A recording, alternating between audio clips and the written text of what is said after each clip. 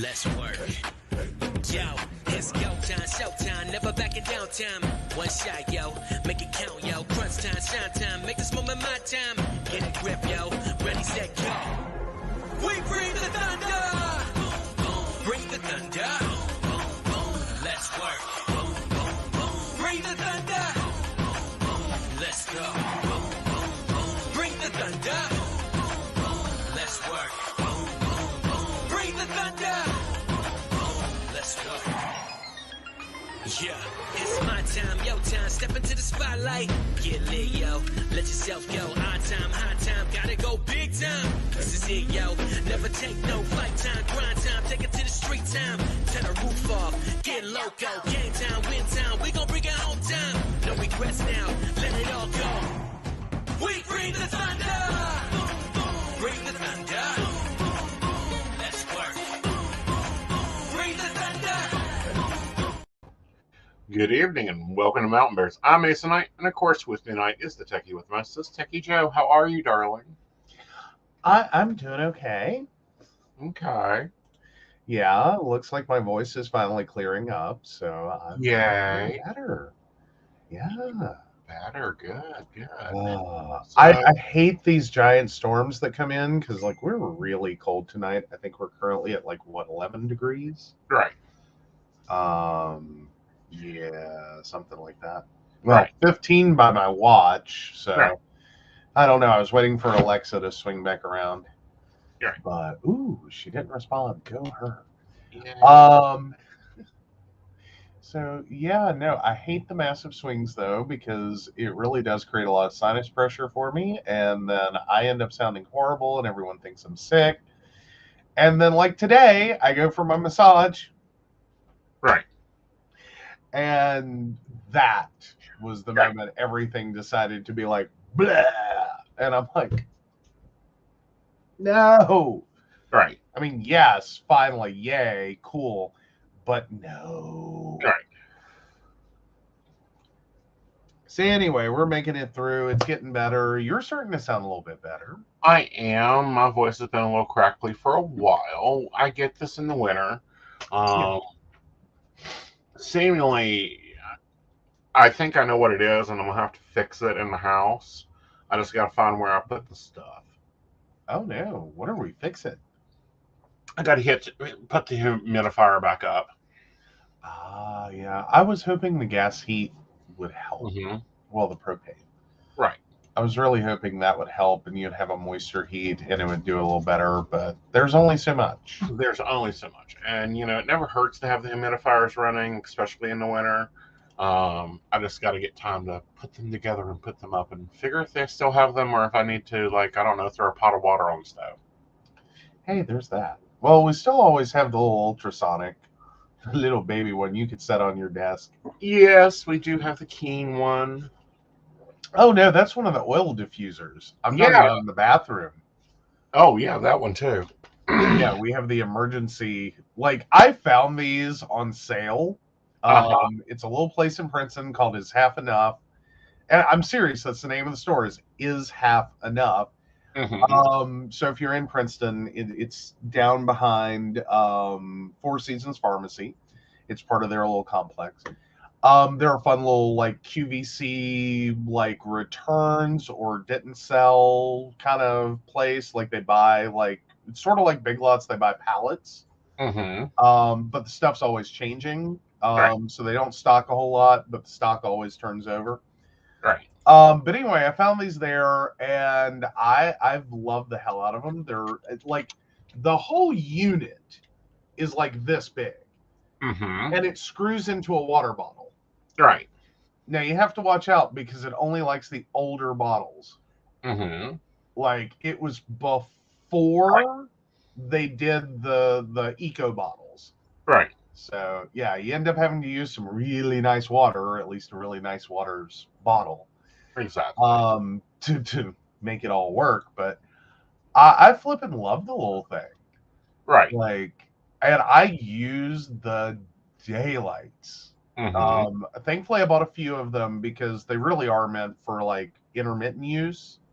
Uh-huh. I had one going for a good couple of years. Mm-hmm. before it finally gave out. And Right. then I went to the next one and I ran it for a couple of years. And then by that point, we moved here. Right. And I had gone through my immunotherapy, and my spring was not the nightmare it used to be. Mm-hmm. So we still have one brand new in the box that we've Uh-huh. been like, okay, Well, we might have to do it. we might have to. You know. Pop that seal. Yeah, we will see. I should have a few laying around here. Normally by October, we're running them, but it's one of those things that did not make it to my list of things to do because I thought I was past this, but apparently not. Old hard. Well, and we for most of this winter, excuse me, guys. Mm-hmm. For most of this winter, it actually hasn't been horrible. Right. Like we've taken a couple of turns, and Right. then it kind of pops back up, and then it's only been in the last few weeks that we've kind of taken a downturn and just held there. Right. So yeah. Yeah. So we have some bills in our Senate, and well, they've gone through the House. I think they're still waiting in the Senate. Yes, let's hope, because if they're not, they're really bad. Right. All right, so yeah, West Virginia House passes bill to ban certain gender-affirming treatment for youth. This is Charleston, West Virginia. Bill to ban certain medical procedures and treatments for people under 18, such as gender-affirming treatment, has passed the West Virginia House of Delegates with a vote of 84 to 10. This bill has been one of the most controversial bills to be debated in the West Virginia state capitol in years. During a public hearing on House Bill 2007 on Thursday, only 2 people spoke in favor of the bill, and 79 spoke against allowing the bill. So basically, there were almost as many people there to speak against it as voted for it. But yet they still passed it. Yeah. Like, that's the point. Like, well, excuse me, I believe you're supposed to be serving me and the rest of West Virginia, not just you. Yeah. Now, critics say transgender youth have high suicide attempt rates, which is something we have talked about on the show. We even created a lovely infographic about it, not only about transgender youth, but also about LGBTQ youth in general. That without support, those are youth that are at very high risk of suicide. But yeah, critics say transgender youth have high suicide attempt rates, but bill supporters say they're too young to make informed decisions. Fairness West Virginia released a statement in response to the House vote. Quote, "Our community has spent weeks begging lawmakers to listen to us when we say this care is safe, effective, and life-saving," said Isabel Cortez, gender policy manager for Fairness West Virginia. "It's not an exaggeration when we say this bill, if it's signed into law, will kill transgender youth. The lawmakers who voted in favor of the bill should be ashamed of themselves," end quote.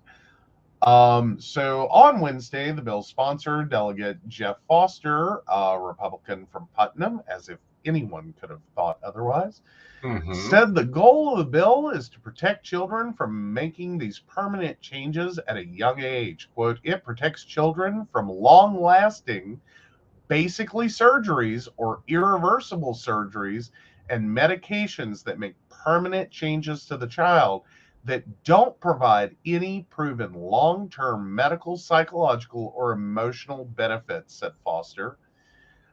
Tell me you don't know a fucking thing about being trans without telling me you don't know a fucking thing about being trans. Agreed. That wasn't part of the article. That's me editorializing.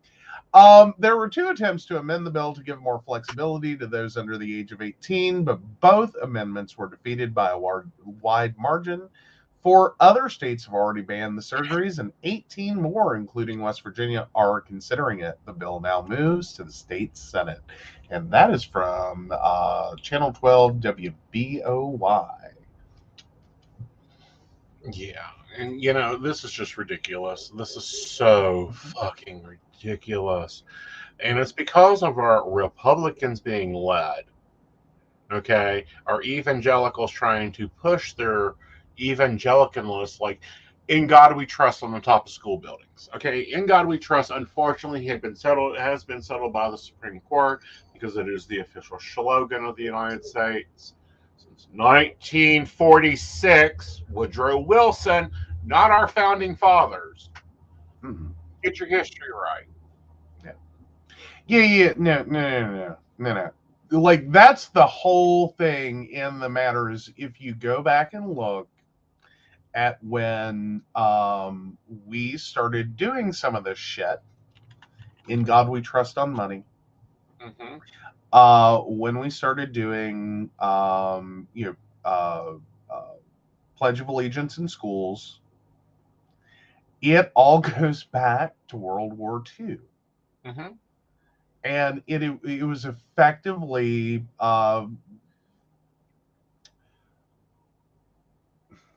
I'm trying to find the right words,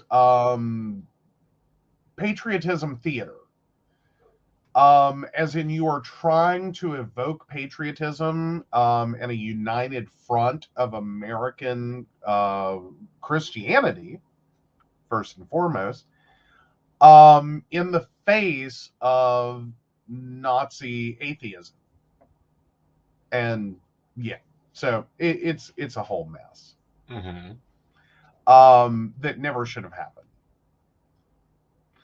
Um, uh, did it help probably win a war? Probably. Maybe. Has it had long lasting effects on this argumentative state of in God we trust is not a religious statement, yet every time we see this something about in God we trust debated, it always becomes a Christian led initiative, heavily backed and supported by Christianity. Argue it with me, explain it to me. If these are the people that show up, then how can you keep saying this is a not a religious statement? Mm-hmm. Now, what Like, I find interesting is that the compare state. Oh, I don't know, Minnesota, House of Representatives. Hello, how are you? They're taking a very different stance on this. hmm, Very what? different stance. Minnesota? Yeah, Minnesota. Like Minnesota? Minnesota. Okay. Here we go. Coming into your private chat. Because I'm sorry, like I think we all have this Minnesota high conservative theory in our Mm-hmm. head. Like, what's another conservative leaning state doing? Oh, so yes, Bill aims to establish Minnesota as a trans refugee state. Mm-hmm. Hi, talk about two sides of an effing coin. Meanwhile,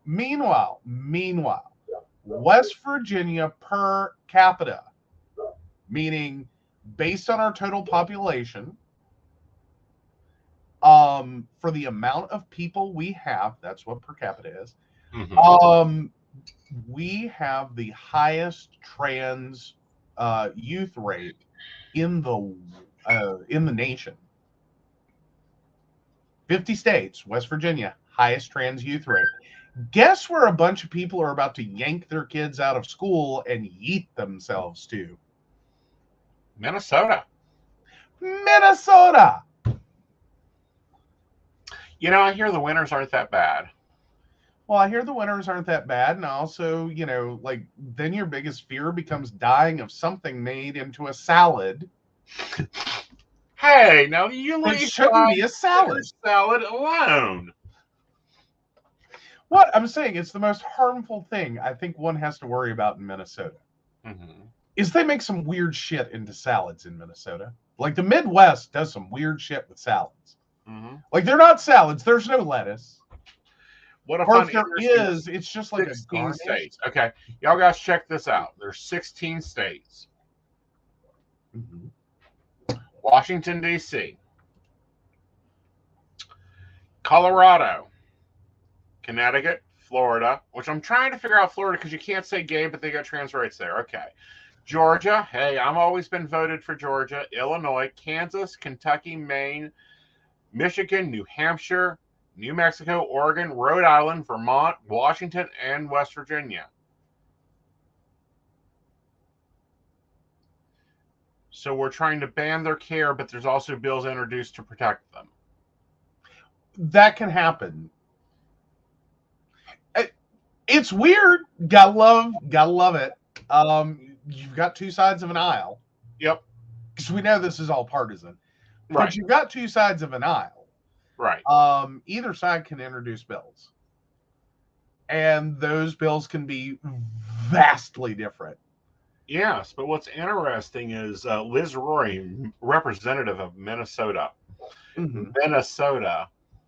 This is assault on families is unacceptable, immoral, and something that we must stand together as a state and reject. We must do everything we can to send a clear message to these families are welcome here. Uh-huh.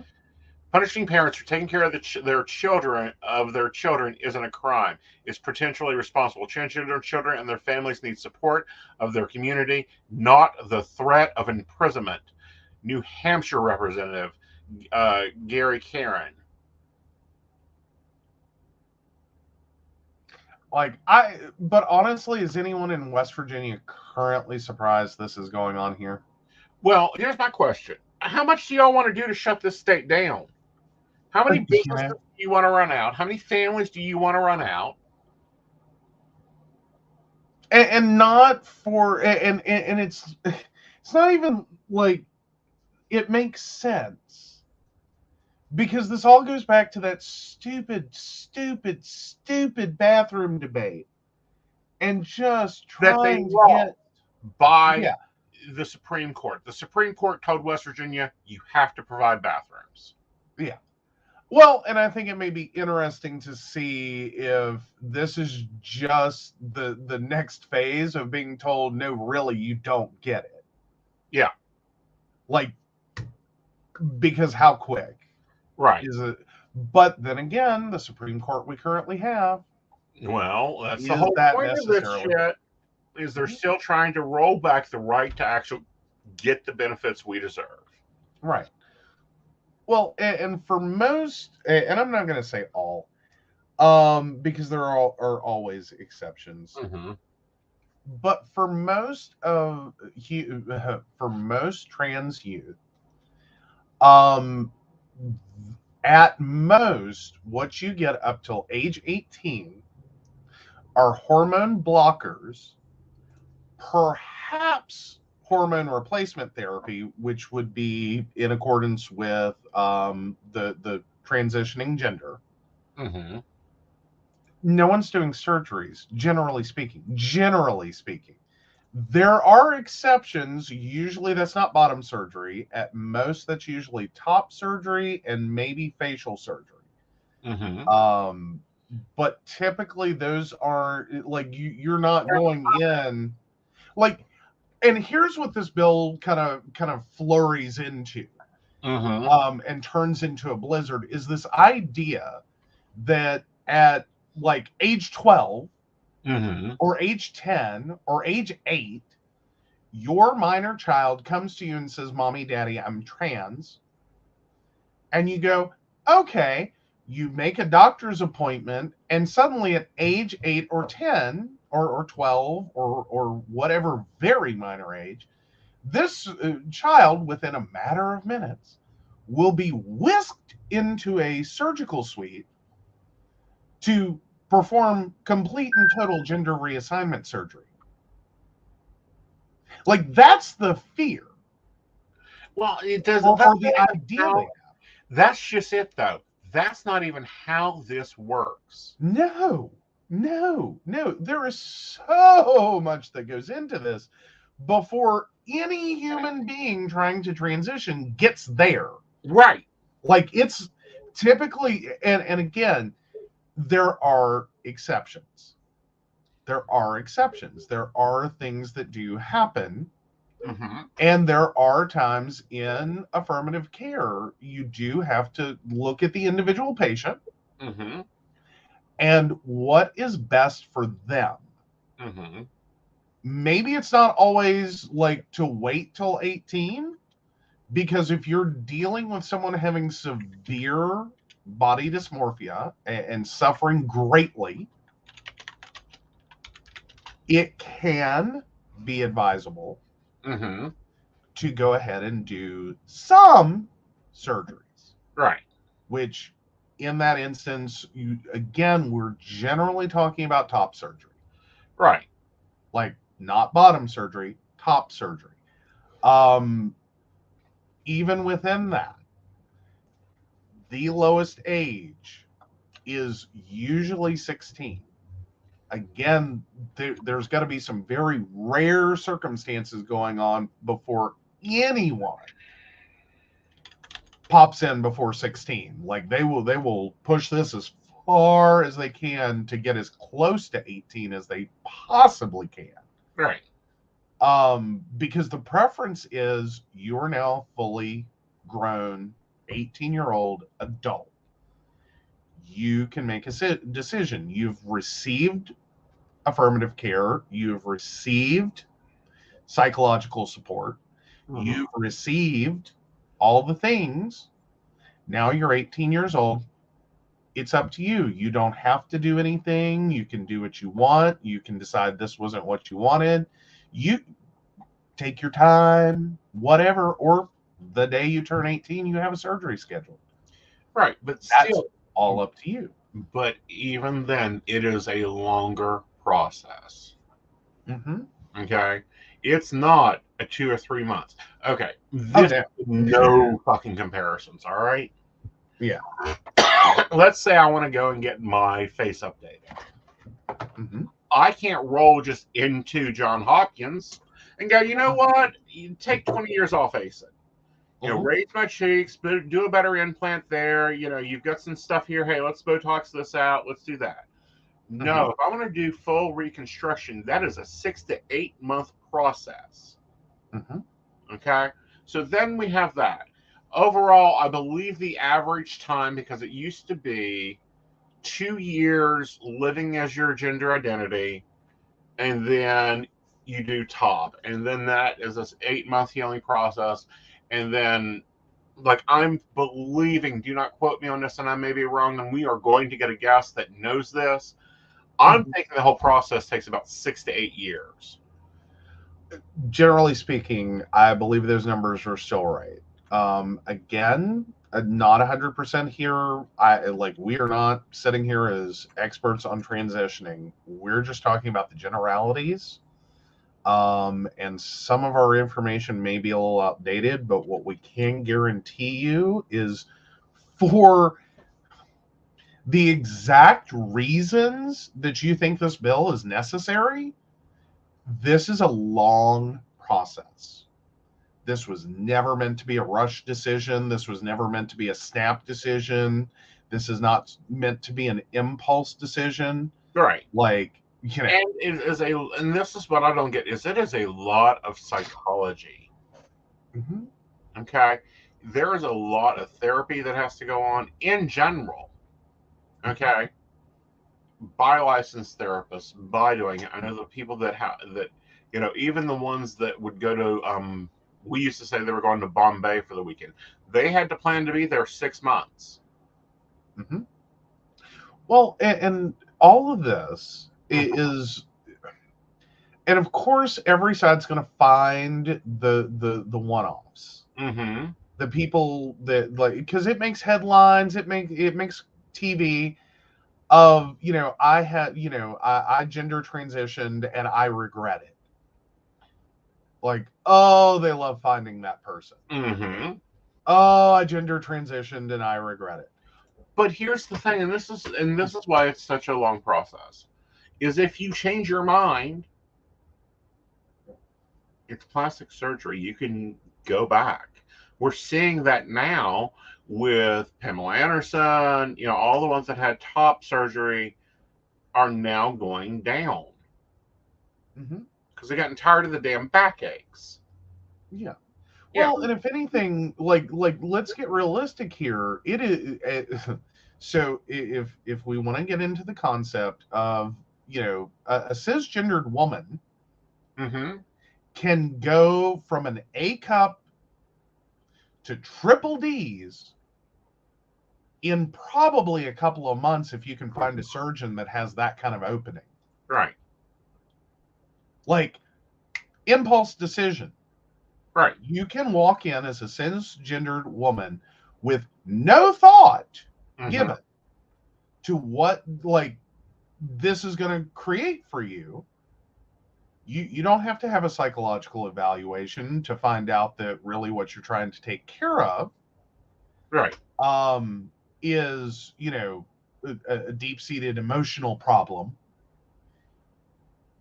But instead, you can just walk in and show up, Mm-hmm.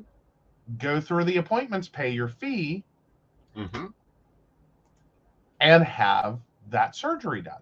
Right. You can get a tremendously large breast enhancement. Mm-hmm. No one's going to question you. Everyone's going to understand it. Everyone, like, some people are going to giggle or whatever, Mm-hmm. but no one's going to come after you Right. for doing that. Right. That's not how this works. Yeah, that's not how it all works at all. It's not the way, like, the process is the process. Yeah. A trans 14-year-old does not walk into a plastic surgeon's office and go, I would like triple D's, please. Mm-hmm. Without a lot of things going on. Right. Well before they get to that stage of even considering walking into the office and saying, hi, I would like triple D's, please. Right. Like, doesn't happen. No. Doesn't, won't, Like, can't. That's not how it does. That's not what it does. It's a process. This is not plastic surgery made easy. It's not like you can run through Walmart. All right. Let's take a break and talk about some other interesting things going on before I lose my blood pressure. There we go. Hi, I'm Dottie the Psychic, and I'm sure you're wondering why I'm not wearing any makeup. Well, one reason is to irritate my social media manager, Aeson Knight. Hi, Aeson. The other reason is because I like to get to the naked truth about what it means to be a neurodivergent LGBT person with psychic abilities. I've got vlogs, blogs, and podcasts and videos all related to trying to live my best life and helping witches and bitches do the same thing. So, you can check all that out and get a reading from Dottie the Psychic at DOTTIEthepsychic.com. Safe travel and much profit to you. Do you have a cute pet? We know you do. Each week, Tracy Vann chooses from submitted photos a featured reader for her Facebook page and provides a tarot reading. Your adorable pet cat, dog, rabbit, goat, chicken, snake, or more could be her next featured reader. Visit tracyvann.com, TracyVann.com, and click Featured Reader to submit. We look forward to seeing your pet next.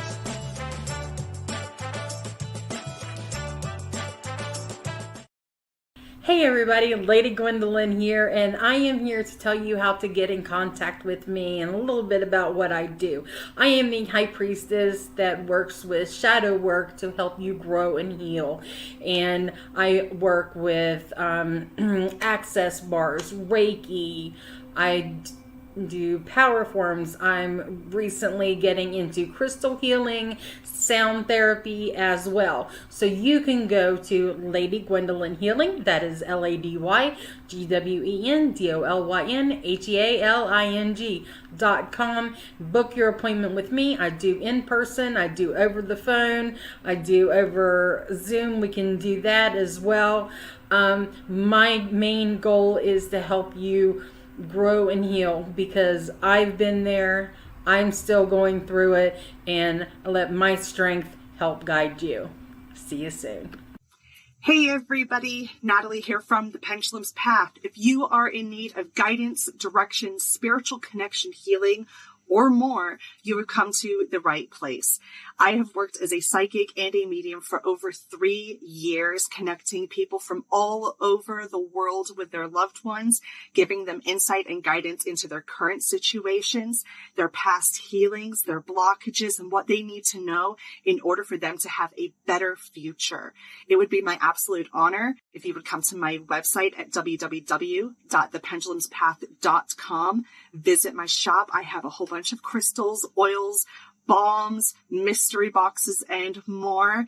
And visit my services. I offer 15-minute, 30-minute, and 60-minute sessions. I also have email readings available. If you're not comfortable with the one-on-one session with me, or if you just want to try me out, I encourage you to come visit me at the Pendulum's Path, and let's get you back on the right track today. All right, welcome back. All right, so let's move on. We did take a little time for that one, but it's an important topic, and it is. Yes, and I just found the list of all 31 senators' email addresses. I think we need to be sending them a graphic. Let's illustrate to them what they're talking about. Yes. Break it down for them. Yeah. Like, this is the problem. This is what you're doing. Right. Like, this is our youth. Right.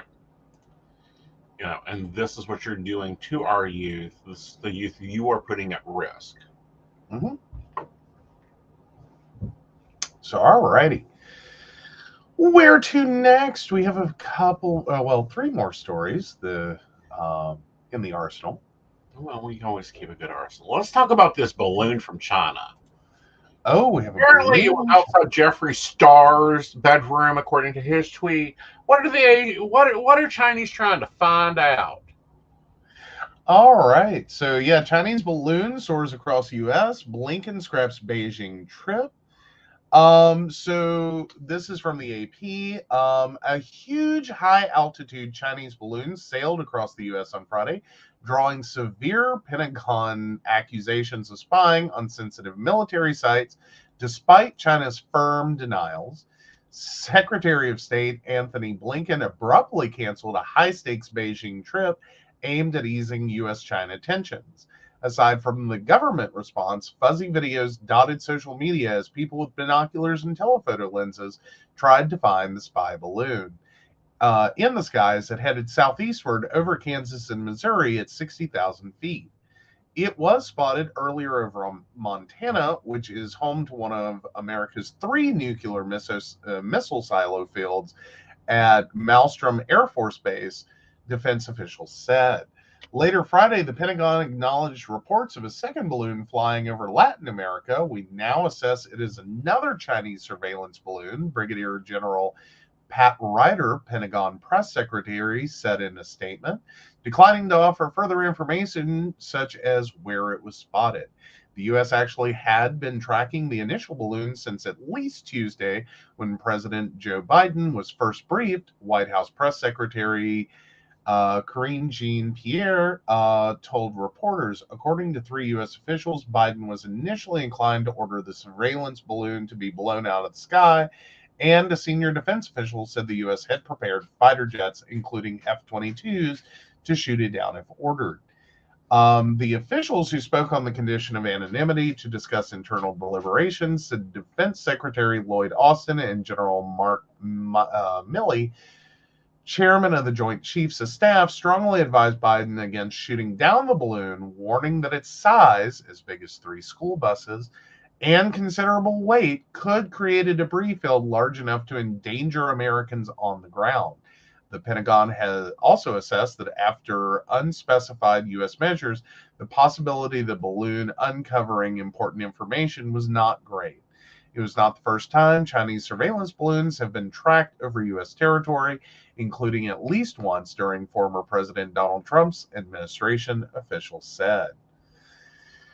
Oh my. So Blinken's trip cancellation came despite China's claim that the balloon was merely a weather research airship that had blown off course.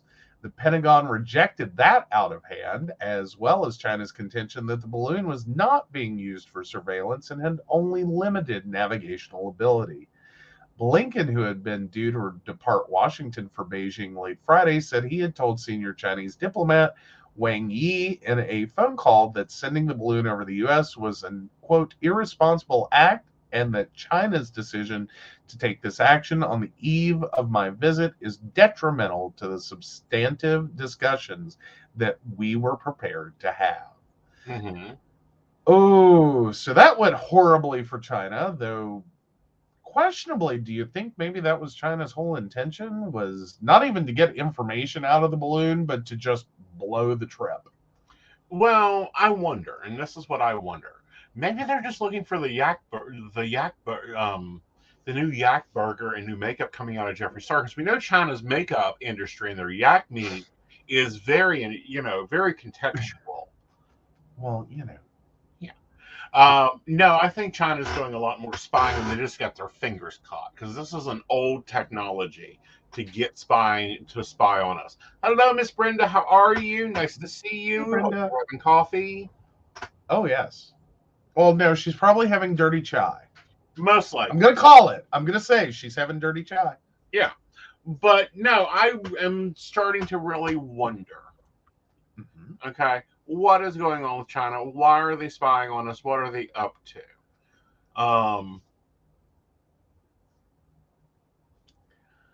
I mean, China has always been a contentious little country. Well, they may be checking on the loans. I mean, since Donald Trump did write a lot of loans through China against us, maybe they're picking out where they're going to repossess first. We both got it wrong. Brenda's having water. Happy birthday, Miss Brenda. Hope you have a great birthday. Personally, I would take the whole week just so that you can enjoy all the drinks. Oh, yes. But now, I have... trying to figure out what China is up to is always just... Like, with Russia, it's always sleight of hand. Right. Like, we know, Russia, sleight of hand. Right. With China, sometimes it just is what it is. Mm-hmm. Like the clear, obvious thing that looks like what's going on is just what's going on. Right. Like they're flying a spy balloon across the U.S. Right. That's it. That's all they're doing. It's not complex. Now, of course, you can't say, oh, yeah, we're flying a spy balloon over your country, because that would be inappropriate, and you can't do that. Right. So you have to save some face and sit there and go, oh, it's a weather balloon. Right. And it's like, yeah, no one believes that. Right. Now, that can also have positive benefits for China in terms of their citizens. Right. Is that, look, the U.S., they're blowing this out of proportion. It was a simple, malfunction of a weather balloon. They're turning it into, we're spying on them, these crazy, stupid Americans. It sells copy. Exactly. It sells the idea of poor, beleaguered China, so abused by the international community. Here's the U.S. trying to claim we're, these horrible spies. Right. But, if we were horrible spies, we would have cloaked it better. Yeah. And it's like, pretty much you knew you were going to get caught. You just figured you'd see what you could get. Right. Before you got caught. Right. It's weird, but when dealing with China, it's almost like dealing with a teenager. Is sometimes there's a nefarious plot. Right. And sometimes it's just like, yeah, I'm going to get busted, but I'm going to have fun till I get caught. Right. Like, I'm going to see how much I can get away with. I'm going to push this limit. And, like, I'm going to have my hand in the cookie jar and still be sitting there going, no, I have never seen the cookie jar. Right. What cookie jar? We don't have a cookie jar. Right. No, my hand is not in it. Right. No, I didn't do the thing that you're telling me that you clearly see me doing. Mm-hmm. I'm not doing that. Yeah. It's like, play it up. Mhm. Hmm. So yeah, like China can just be that way. I mean, at least it's not North Korea. Yeah, well, they're very close friends with each other. That's kind of like, sending you to a meeting when I don't come. A little bit, yeah, a Yeah, little bit. you're gonna tell me what you found out either. So I've been watching the Murdoch Child. Hmm. Interesting but boring so far. It is, but it isn't. Because I've been catching some of this that you're watching, and again, I'm back to I cannot believe that was just the opening arguments. Yes. Oh my God. Ugh. I thought like we had managed to get all the way through the trial and these were closing arguments, and I was like, No, oh, well, please shut up. hopefully lasting 2 more weeks. However, the financial misdeeds will be allowed into trial today. Okay. They're going witness by witness. And it's very interesting that, today we learned about bullets and casings and all that. Very impressed by that SLED agent. It'll be interesting. Newman hasn't ruled yet on how much of any of the financial crimes information, which he's going to jail for life. Okay, it's just a question of if it's life without parole or life. I think he goes with, because he's got 103 charges against him. Wow. Okay, he has 2 murder charges and a charge for insurance fraud, stealing from clients. I tell you what, though, the woman that testified for the firm about how he basically shell gamed and was stealing money from the clients, and what he did was he set up a fake agency with the same name as another structured settlement agency, and he would just write the checks out to Forge, which is the one company, and instead of sending it to Forge, the real company, they sent it to Forge, his fake company, and she caught his ass the day of, because he messed up and did not take money into the firm, and if he had kept his scheme going, I don't think they'd ever caught him. Yeah. Well, and unfortunately, this comes up a lot more with law firms mismanaging client funds. Right. But now in this situation, I'm sure Emily Baker has gotten into this. Mm-hmm. Is at what point, because this is a murder trial, right? And fundamentally, like the basis for the murder is he did all this bad shit, right? And that's why he committed 2 acts of murder, right? That's the like this is your motive, right?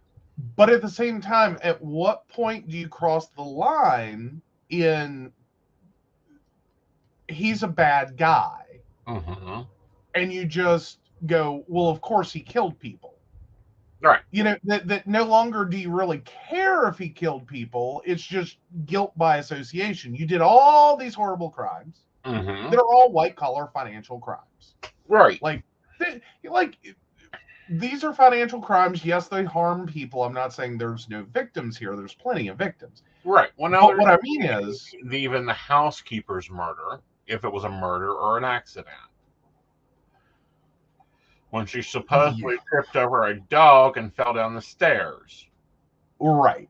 Okay. Well, but then and that sort of, I think, became one of the biggest linchpins in this, is that's part of like the total evilness is right. She worked for him for like what, 20 some years. She raised these kids, so that's at least 23.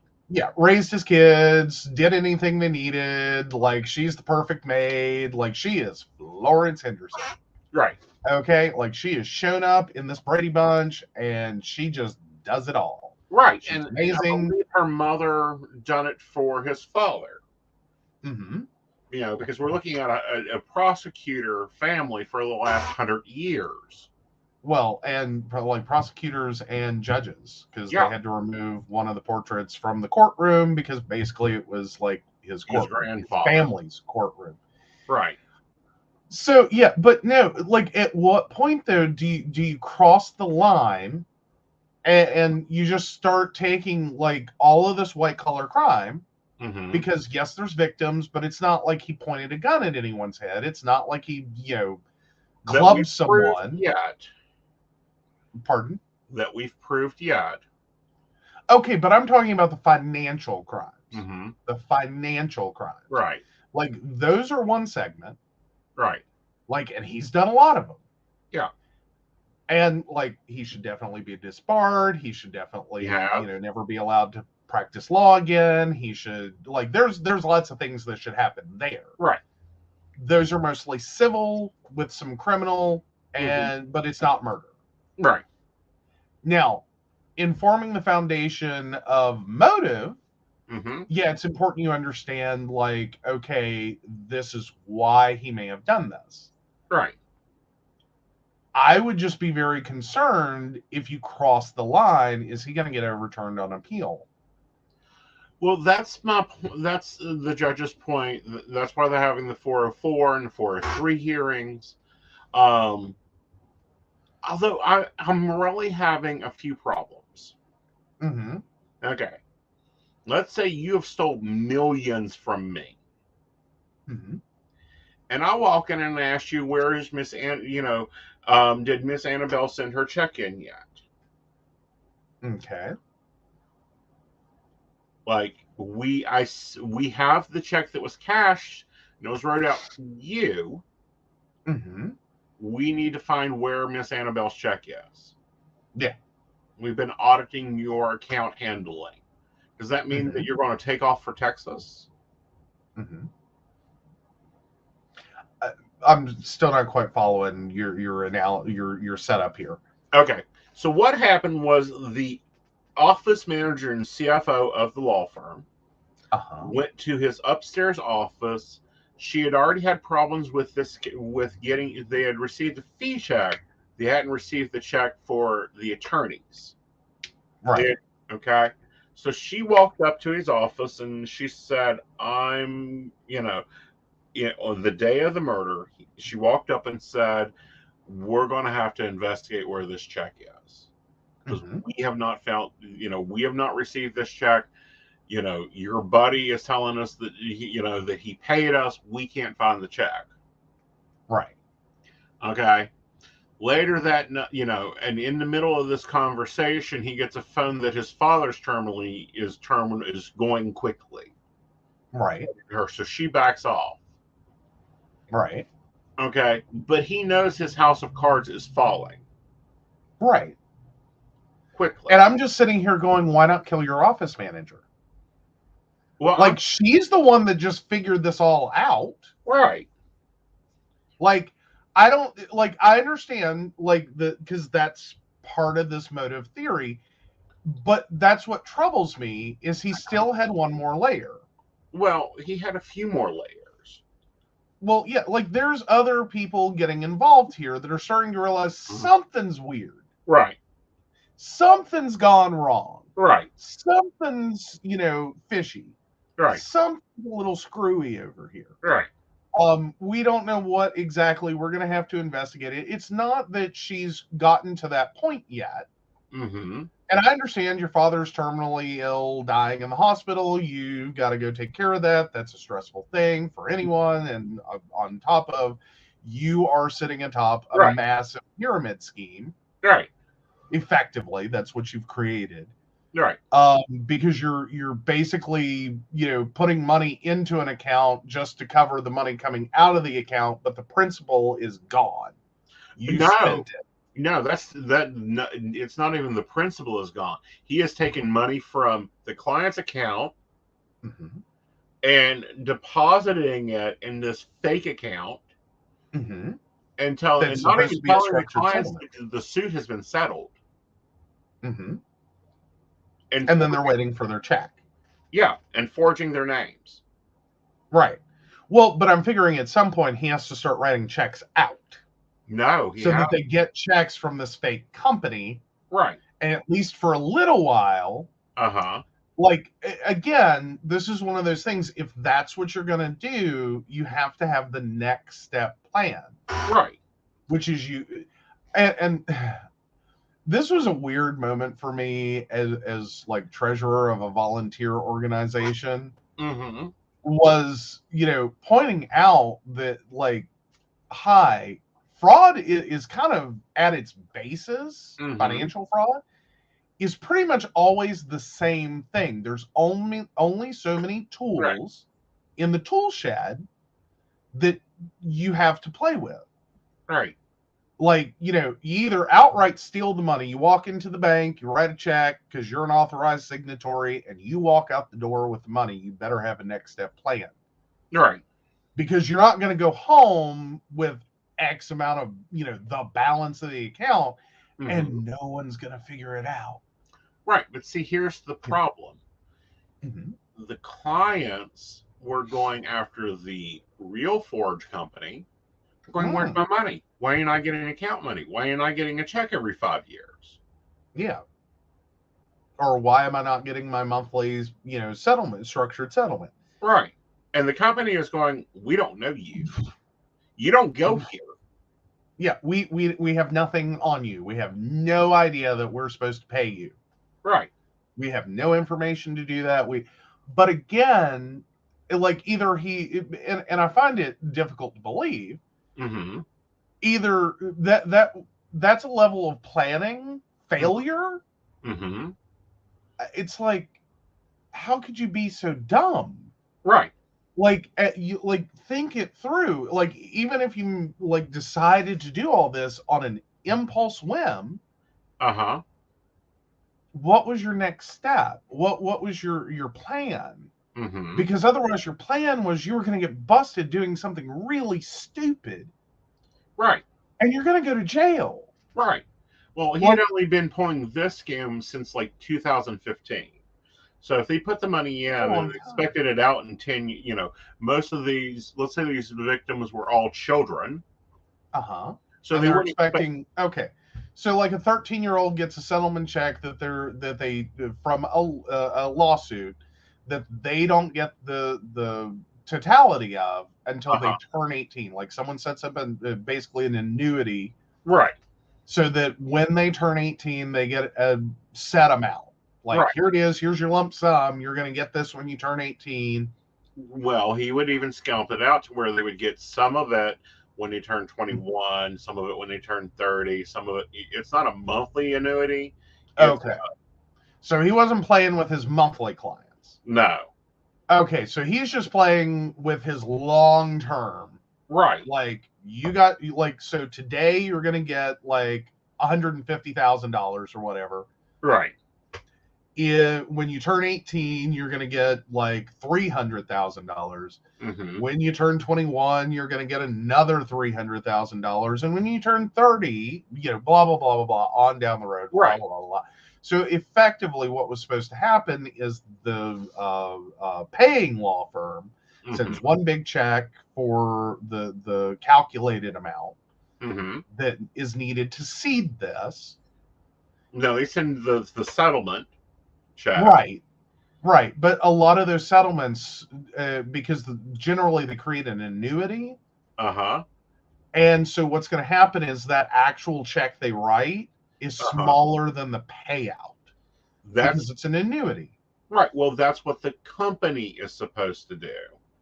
Is handle the small checks. Is handle the small checks. The law, you sue me, I send the law firm the settlement amount. The law firm then sends that to like Ford or Heisenminer, and then Ford and Heisenminer does all that, lengthy payout.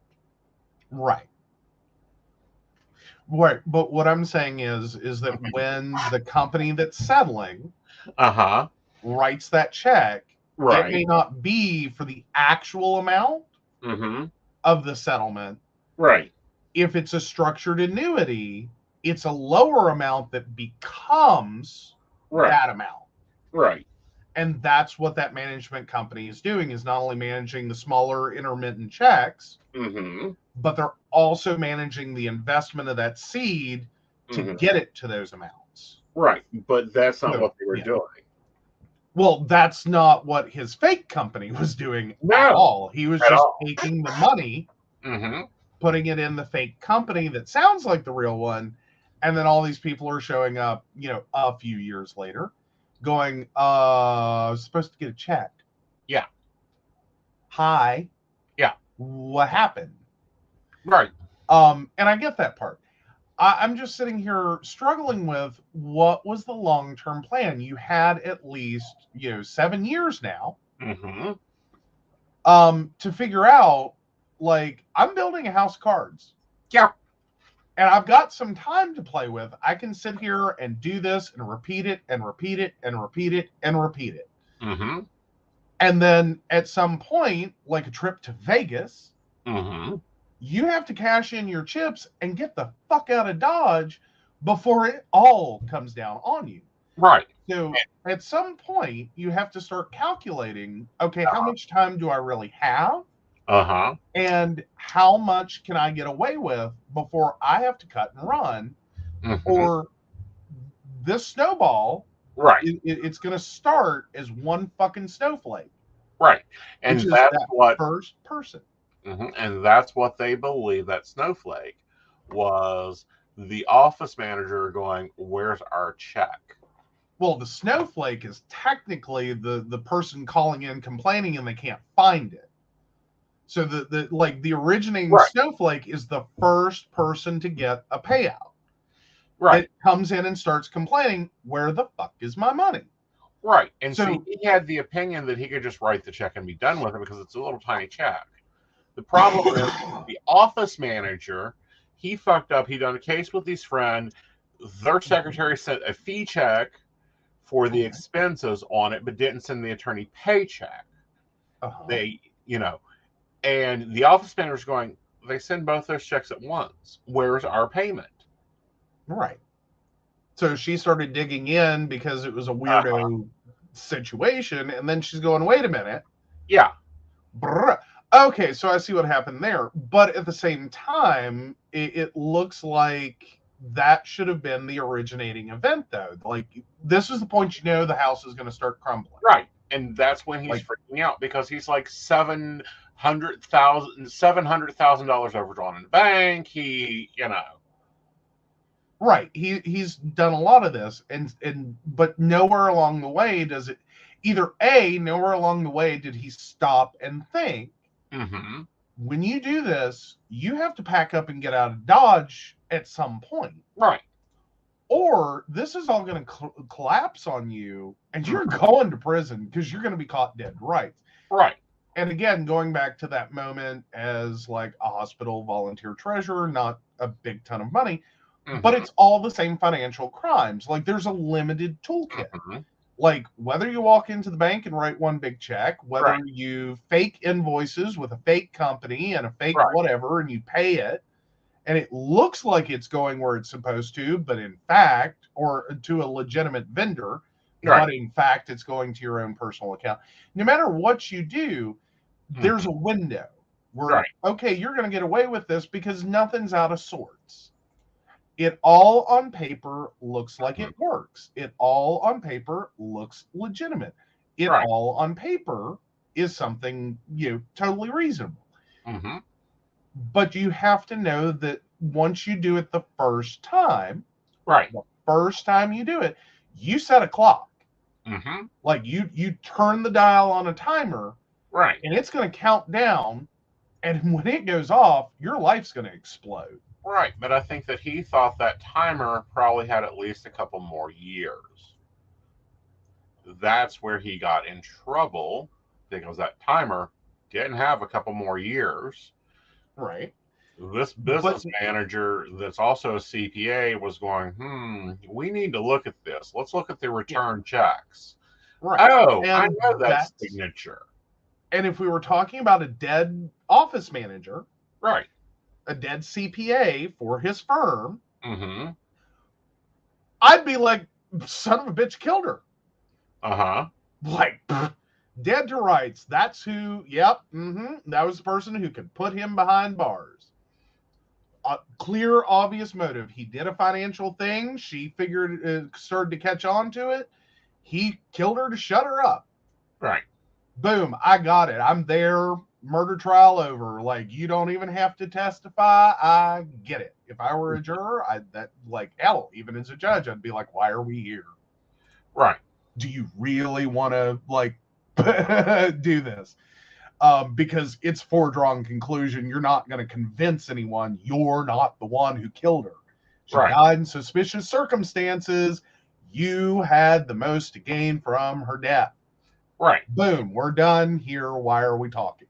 Well, that would be an easy trial. However, father's dying. So what's going to happen to the father's estate? So he stands to inherit. Or not.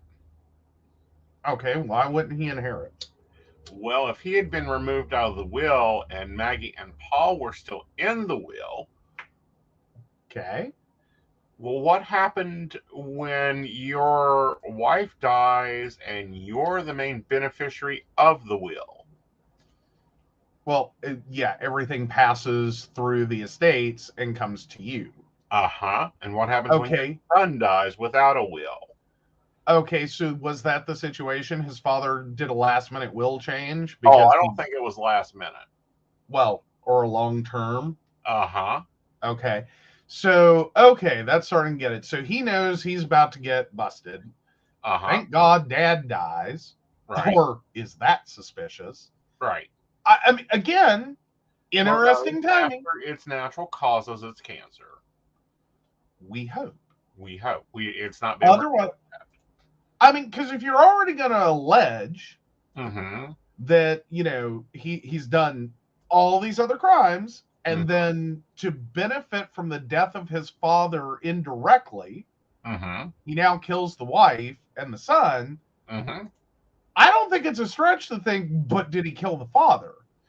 Well, I think that's a big stretch, especially since he would probably be made conservator of his mother, who has Alzheimer's. Okay, so more than likely, if you're talking about most estates, the largest chunk is going to go to the spouse, and then the bequeathments are usually much smaller. Right. Like your son and your grandchild and your, your older daughter-in-law, whatever. Because this is all family money, family stuff. So it would make more sense if he went ahead and just stuck with it. He's already misappropriated money. His father dies. There's very low likelihood they're going to figure all this out in time to remove him as conservator. He has immediate access to the largest chunk of it. Right. He can start writing checks left, right, and center, and as long as he again perpetrates almost the same crime, he could potentially get the money situation resolved. I'm assuming his father was pretty flippin' affluent. Yes. And that this old family money would probably be more than enough, like the spousal share of the beneficiary. Right. Or of the decedent, the beneficiary of the decedent's portion would be sufficient enough. Like, again, you're in for a penny, you're in for a pound. You've already effed up your life this bad. Pop the money back in the account. Go, oh my God, I effed up. I'm so sorry. Like, no. I think that he would have just wrote checks off the fake account to these people. Right. And been done with it. Everyone's happy. No one knows. Right. Hire a second bookkeeper to keep up the payments at least long enough to get your shit together and get out of town. Exactly. But again, why kill anyone? Well, wife is divorcing. Okay. So she's about to find out that he's flat ass broke. Exactly. Okay. The son is creating issue after issue. All right, what issues is he creating? Is he getting really upset about the maid? He's getting really upset with them not having the pay the money. Why isn't my bills paid? Why isn't my trust fund being paid? Why am I not being able to go to school? Ugh. So entitled rich kid suddenly finds out daddy's broke. Yeah. There's no money. Yeah. The money's gone. Daddy spent it all. Mm-hmm. Do we even know what, like, because granted, I don't ever think it's cheap to be rich. Right. As screwed up as that sentence is, like, there really is this weird thing about more money, more problems. Right. But do we know where? Like, he's saying he shot it up his nose. I'm thinking he done much more than that. that's a lot of money to binge on coke. Uh-huh. And opioid. Like, I'm sorry, that's a lot of coke. It's a lot of coke. Yeah. Oh, bad investments. How often have we heard the words bad investments? Okay, what kind of bad investments did you make? Like, did you think, like, and again, I'm having problems with like, this is a family of privilege. Mm-hmm. I don't think anyone's going to argue that. But moreover, this is a family that is multi-generational wealth. Mm-hmm. Multi-generational, like there's a snowballing effect. Good education, good housing, good, like, you are the product of a snowball, right? That should leave you, even if you are the dumbest member of your gene pool, which obviously he isn't. Well, no, I mean, if he set all this up and didn't have an exit strategy, right? Because again, you're perpetrating a financial crime. You have to have an exit strategy. What he did is the effective version of walking into a bank. Hi, it's a robbery.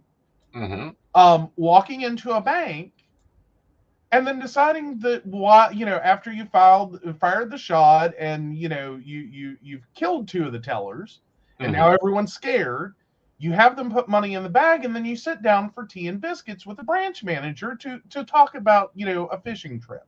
Right. What? Yeah. No, sorry. What do you think you were going to walk out of the bank to? Like, nothing? Like, no, you have so many minutes. Someone hit a silent alarm. Even if they didn't, someone's going to figure it out pretty quick. Right. That, like, something's wrong here. This bank is weird now. A lot of people going in, no one coming out. That's suspicious. Someone calls the cops. Police are on the way. Someone would call the cops. But when you own the police department, you own the legal department, you own, this town is yours.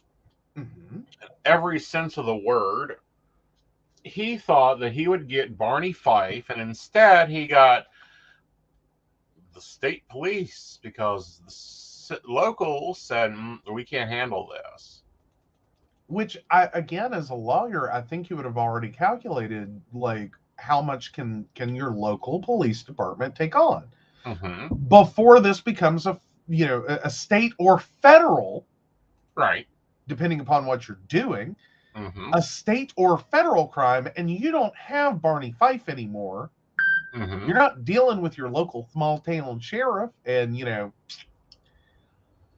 not dealing with that. You're dealing with state and federal. Like, there's only so much money you can take and still be backslapping your friends. Right. Like some dude you went to high school with, someone's election campaign you wrote some checks for, there's only so much backslapping, like, there's a scale here. There is. I can't figure out how, as an attorney, even if you are like the worst attorney ever, even if you are the dumbest member of your gene pool, that you're in practice, you had to pass the bar. You have to have at least the competency to figure out there's a point in which what I'm doing is going to exceed my ability to backslap my way out of it and good old boys my way out of it. And this is going to be a state federal matter. And there's not going to be anything to do but hire my own damn attorney and prepare to go to prison. Which, can we talk about his attorney? I'm sorry. I would. That's the Barney Fife of this story. Oh, tell me about it. God. Like, he's a struggle. He's a struggle. I don't know. Maybe he works well with juries and just that, like good old He's boy not talk. normally a criminal defense lawyer. Problem Yeah. one. Okay? He is normally a hit and run, slip and fall attorney. Yeah, like, believe me, he's the kind of attorney you just sit here and you look at the defendant going, how much bleach is in your gene pool? Yes. Like, how much? Right. But again, maybe he's betting on, that I don't quite know what I'm doing here, and I'm just, Yeah. you know what I mean? Like, just betting on that is going to win over a jury, and, this small town values kind of attorney, and just, plodding along. I think he's still betting on his name. I mean, because effectively what we're talking about at this point is either there's a level of like narcissistic untouchability involved here that just like, bam, are you crazy to ever believe you're going to, one, perpetrate the crimes that you did financially and get away with it, but then you're going to kill two people and still get away with it. Mm-hmm. And three, you're going to walk out of all this pretty much unscathed. Right. Like, you lost your law license, big deal, whatever. You're going to walk out of this with, daddy money and go somewhere, or hell, go home. Well, and just, you go home where? Because they've had to, because, he isn't making the payments. Both houses have been sold. Of course, it makes sense to sell the house that you committed a crime at. Just FYI for you criminals out there, don't own the property you committed a crime at. Get rid of it. Not that we're advising how to get away with crime. Well, no, we're never advising how to get away with a crime. I just, I struggle with this one. Not that I inherently think he's not guilty. I just think that there is some ability to question. Like, beyond a shadow of a doubt, do you really believe, truthfully, honestly, that this case is really going to talk to the fact of, do you honestly believe this human being could be this either A, stupid, just plain old garden variety stupid, or B, that mentally have that much of a mental illness in the sense of like narcissistic personality disorder that you just believe this fairy tale you've created in your head that you're going to do all of this and get away with it. Well, I think no one's going to figure it out because you're so smart. Well, in my opinion, I think that he thought that his wife wasn't going to divorce him, that she'd just go down to the beach house and keep up appearances, and that everything would continue on as long as the bills were paid. And he'd be fine. He'd figure it out. He'd, make enough money. He'd get the next settlement, whatever. And it would work out fine. It's like the Girardi case. We see this with another supposedly brilliant attorney. They got away with it for decades, stealing people's money. Right. Until he got Alzheimer's and got sloppy. And that's like 40 damn years. Well, and that's a very different situation. You can kind of almost figure out that at the point in which he started developing dementia, like, that's what got him caught. Like, he didn't have an exit strategy that involved, what happens when I get dementia? Because how do you plan for that? And then at the point in which you get the diagnosis, how do you even begin to plan for that? Because you can't just turn to your best friend. Like, that's a hell of a best friend if you can. But you can't just turn to your best friend and go, so I've kind of been running a 40-year scam. Right. And I have dementia now. So my executive function, a little compromised over here.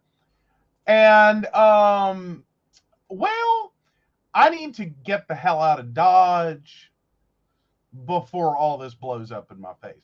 Right. At that point, all you can do is just keep hanging on till you can hang on. And then what are they going to do?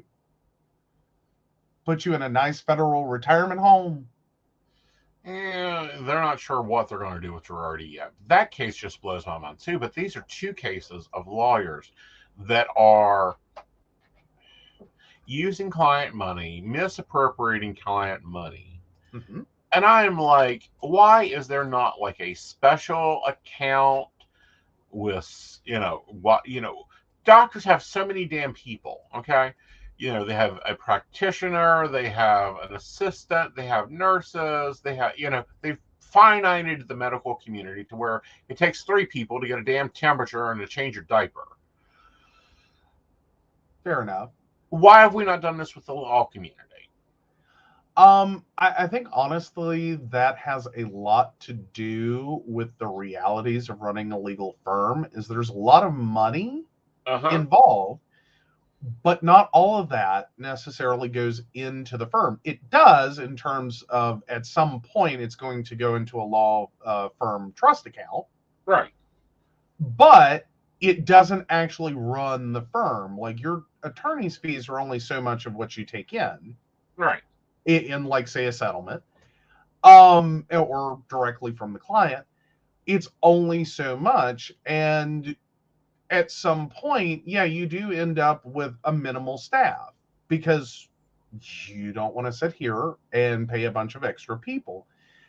But if you're asking, why isn't it legally required your practice have someone, in addition to your attorney, mm-hmm. and you have a secretary and paralegals and, your general staff that you would see in most attorneys' offices, it's usually about 2-3 people for a small practice. Right. Or if you're talking about a larger practice, it's probably like 5 to 10 more people behind that attorney. Mm-hmm.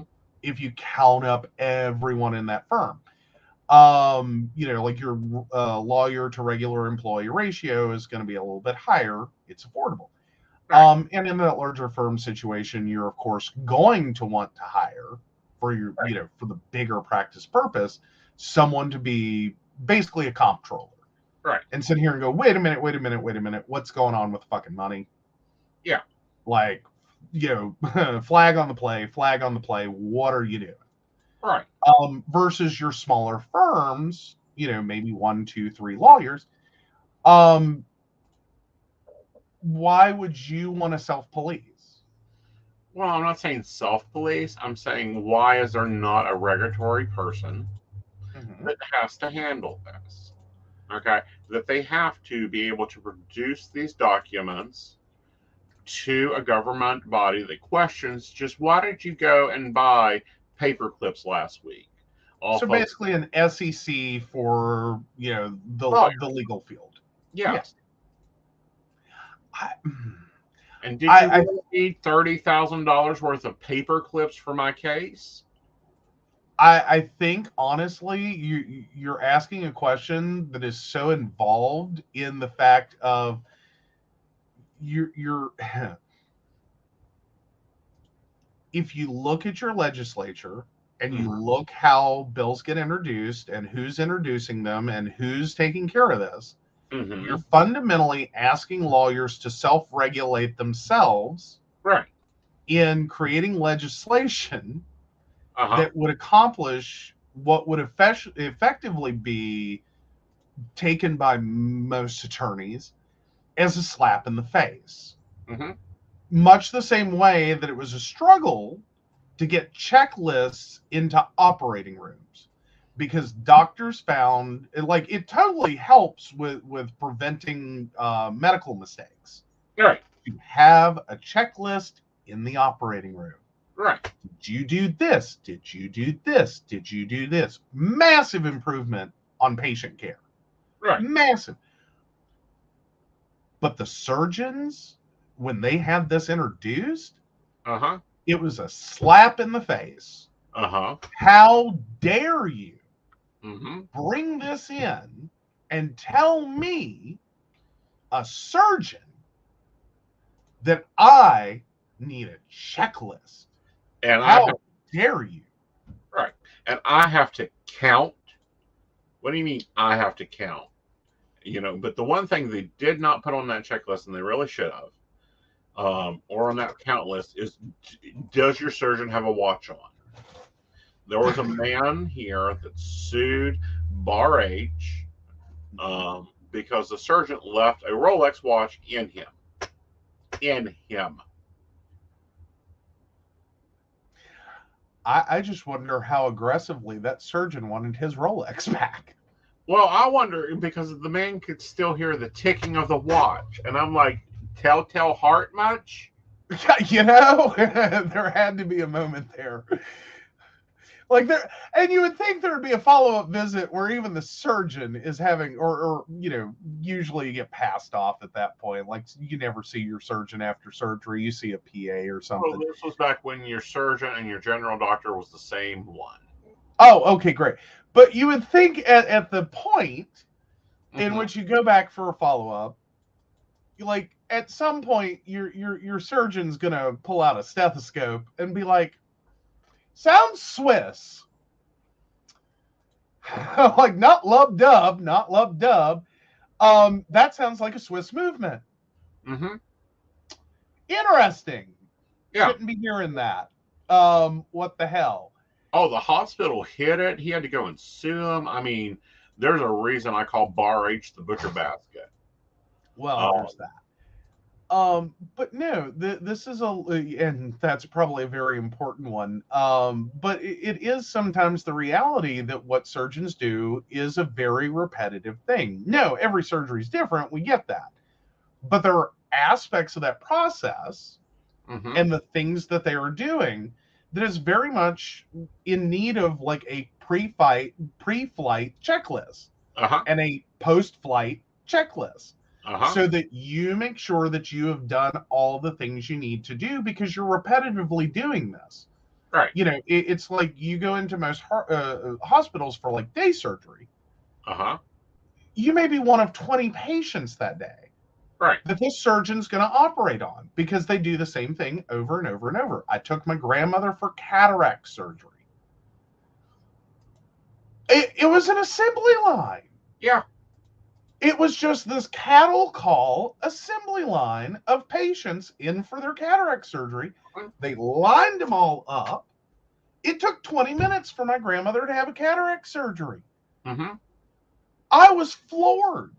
Yeah. Just the efficiency of, they called her back. I went out to the car, thought, well, I've probably got a good hour, maybe 2 or 3 or 4. I don't know. Right. And 20 minutes later, they're like, we're getting ready to bring your grandmother out.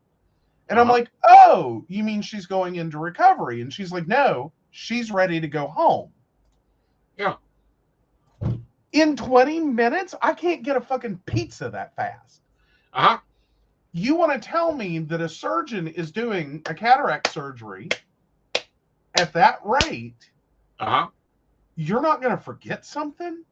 You're not going to think because you just did like 15 of these that of course you did the thing that you always do. Duh. Why wouldn't I have done that? That's what I'm supposed to do. It's part of the process. Exactly. Yeah, good luck. Good luck. Good luck. I can't copy and paste something 25 times without making at least one error. At least. At least. Right. Why would I think that a doctor, a surgeon, or a lawyer even, doing the same thing over and over and over and over? Because again, they're all different cases, but they have many of the same steps. Right. They have many of the same processes. They have many of the same things going on. Because there's some basic functional tools. And the same with accounting. It's all the same tools. Any career you're in, you have the same basic things that you do over and over and over again, even if it's totally different for each person, All right. for each client, for each whatever, the substantive matter of it. All right. It's a process. Yeah. I don't reinvent web design every time I create a website. Every website's totally different and has different things going on for it and all these different things. But I kind of have to have a checklist because it's real easy to take on 3 new clients and be setting out 3 different websites and go, oh yeah, I totally added an events calendar. I always add that. Right. And then look at a client site and be like, where the fuck is their events calendar? Yeah. Oh shit, I forgot their events calendar. Okay, that goes on a checklist. We're never making that mistake again. All right. That's okay. Well, we'll fix it. It's not life threatening. The client generally giggles and, like, because shit happens. Right. Nothing I do is generally life threatening. Mm-hmm. But in a life threatening situation, like flying a 747 or performing surgery, these are important things. And I think you make a valid argument that for the law, for legal firms, for lawyers, considering the substantial amount of money in play, there's a lot of temptation. Like, I know you passed the bar. I know you've been sworn in. I know you took an oath. I know that you were supposed to be trustworthy. I get this. Right. But a checklist helps. Yeah. Someone overseeing the other. It's like, I like someone to oversee certain things when I'm on a live event. More than my coffee cup. I don't like taking money. I forget when I'm going client after client after client. Did you pay the money? Did you, Yeah. I prefer to have a handler do that. So, or to book a follow-up appointment. Let my system or my handler do that. So I don't get this. I really cannot, if for the life of me, understand why we have gotten to this point. When we have settlements at $9 and $10 billion, that there is not someone supervising this. Yeah, or at least as in, once you hit a threshold, right? That's a lot of money. Yeah, that is a substantial, life-changing amount of money for you alone to be dealing with. It has to go here immediately. Do not pass go. Do not collect $200. You will be paid from this very well-run machine that will handle this money because it is such a substantial amount. Right. That would make perfect sense to me. And I think you could potentially get lawyers and other legal professionals on board with, okay, look, if you're talking about a few $1 million,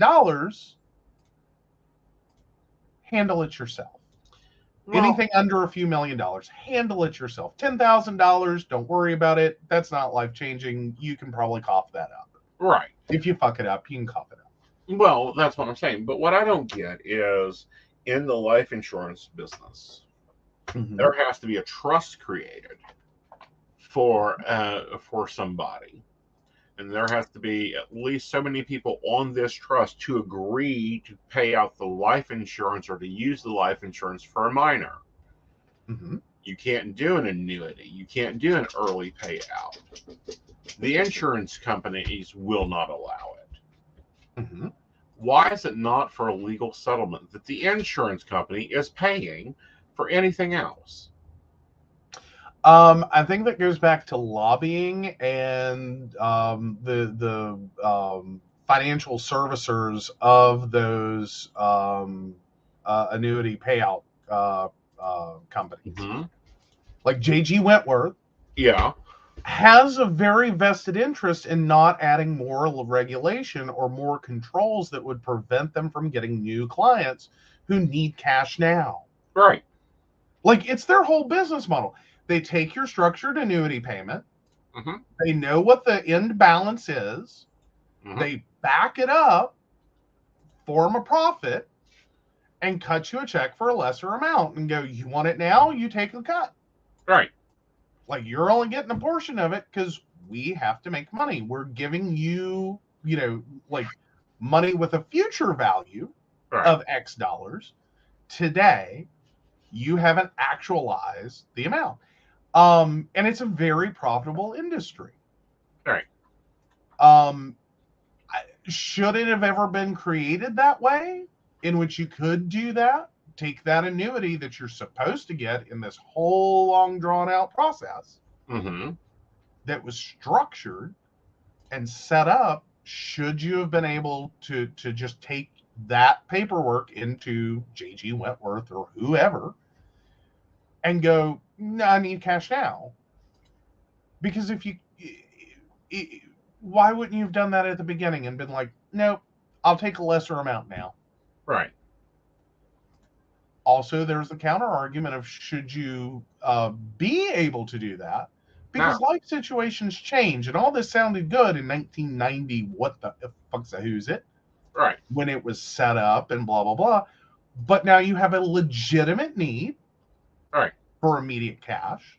Like, let's say you were injured in some horrible event, and you were never supposed to be able to walk again, yada, yada, yada.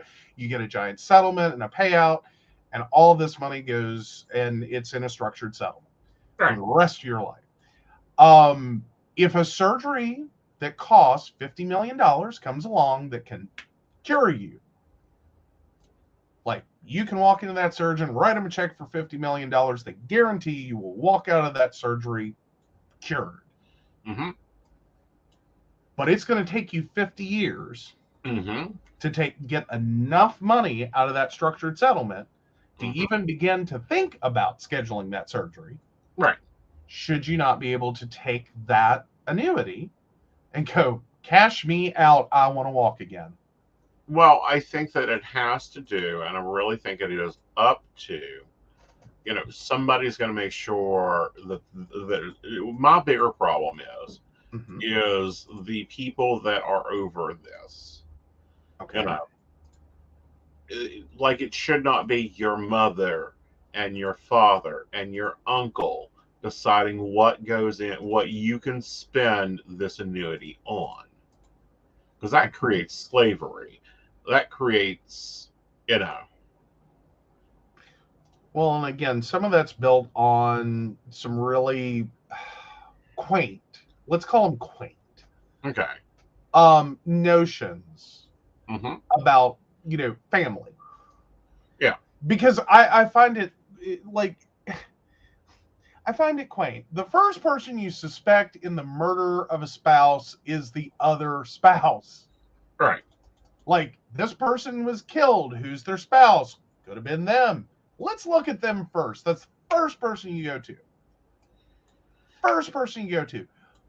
But if you get into a situation where, like, you have dementia, the same spouse becomes the automatic assumptive for complete financial control over your life. Just like, and then once that spouse is deceased, much like the Murdoch case, that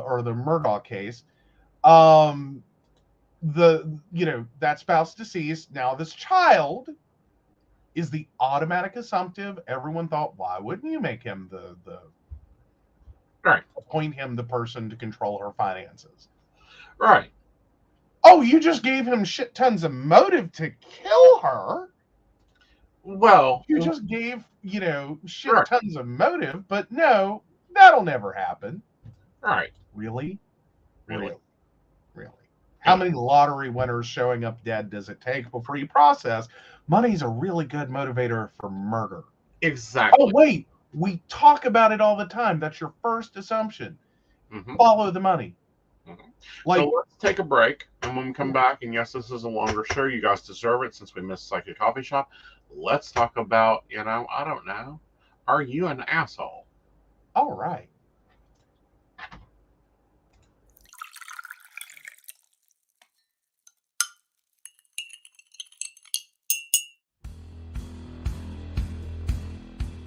Welcome back, Goblins! My name is Jason, and I am the host of the Esoteric Book Club, a podcast that examines titles on the magical, paranormal, the mysterious, and the strange. I release 2 episodes a month in which I review books on esoteric topics, recap news of the weird, and conduct interviews with authors, practitioners, and experiencers. The Esoteric Book Club can be found on every major podcast service or can be streamed directly from esotericbookclub.org.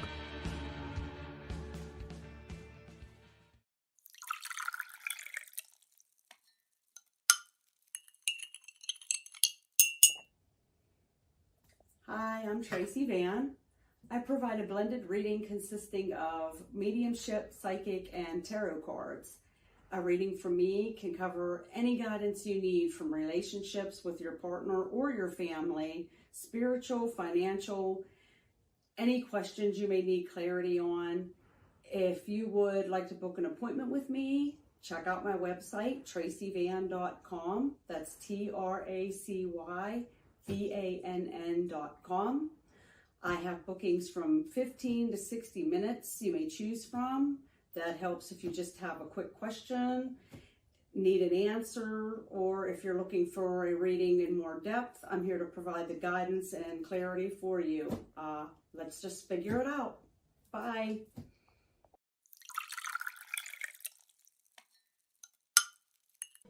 Hi, Techie Joe here. I work with Aeson and some of the best psychics in West Virginia to create amazing live streams and podcasts for the Psychic Coffee Shop Network. Together, we brew up great content discussing news, events, hot topics, and more, all from a psychic perspective. On the Psychic Coffee Shop, we interview amazing authors in the metaphysical realm. Coffee and Tea combines Aeson with Tracy, Dottie, Natalie, or Lady Gwendolyn for the good and the bad of being a psychic. Shameless Self-Promotion with Dottie the Psychic talks to leading and emerging YouTubers and business owners in our community. Mountain Bears brings you the latest in LGBT news and politics. The Psychic That Plans answers the question of, well, how a psychic plans. Plus, we're live on air. We take your comments and your questions, including psychic advice questions. Check out our amazing programming, book an appointment with top psychics, and find out all the wonderful things we have to offer at PCSBnetwork.com today.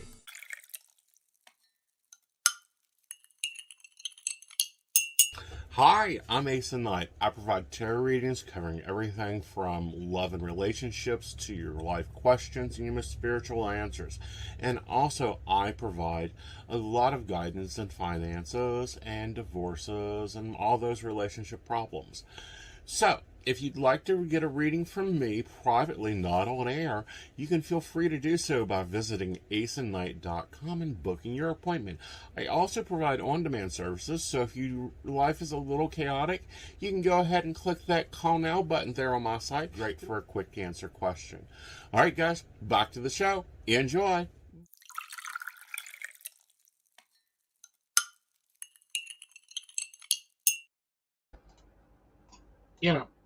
Welcome back. All right, so are you an asshole?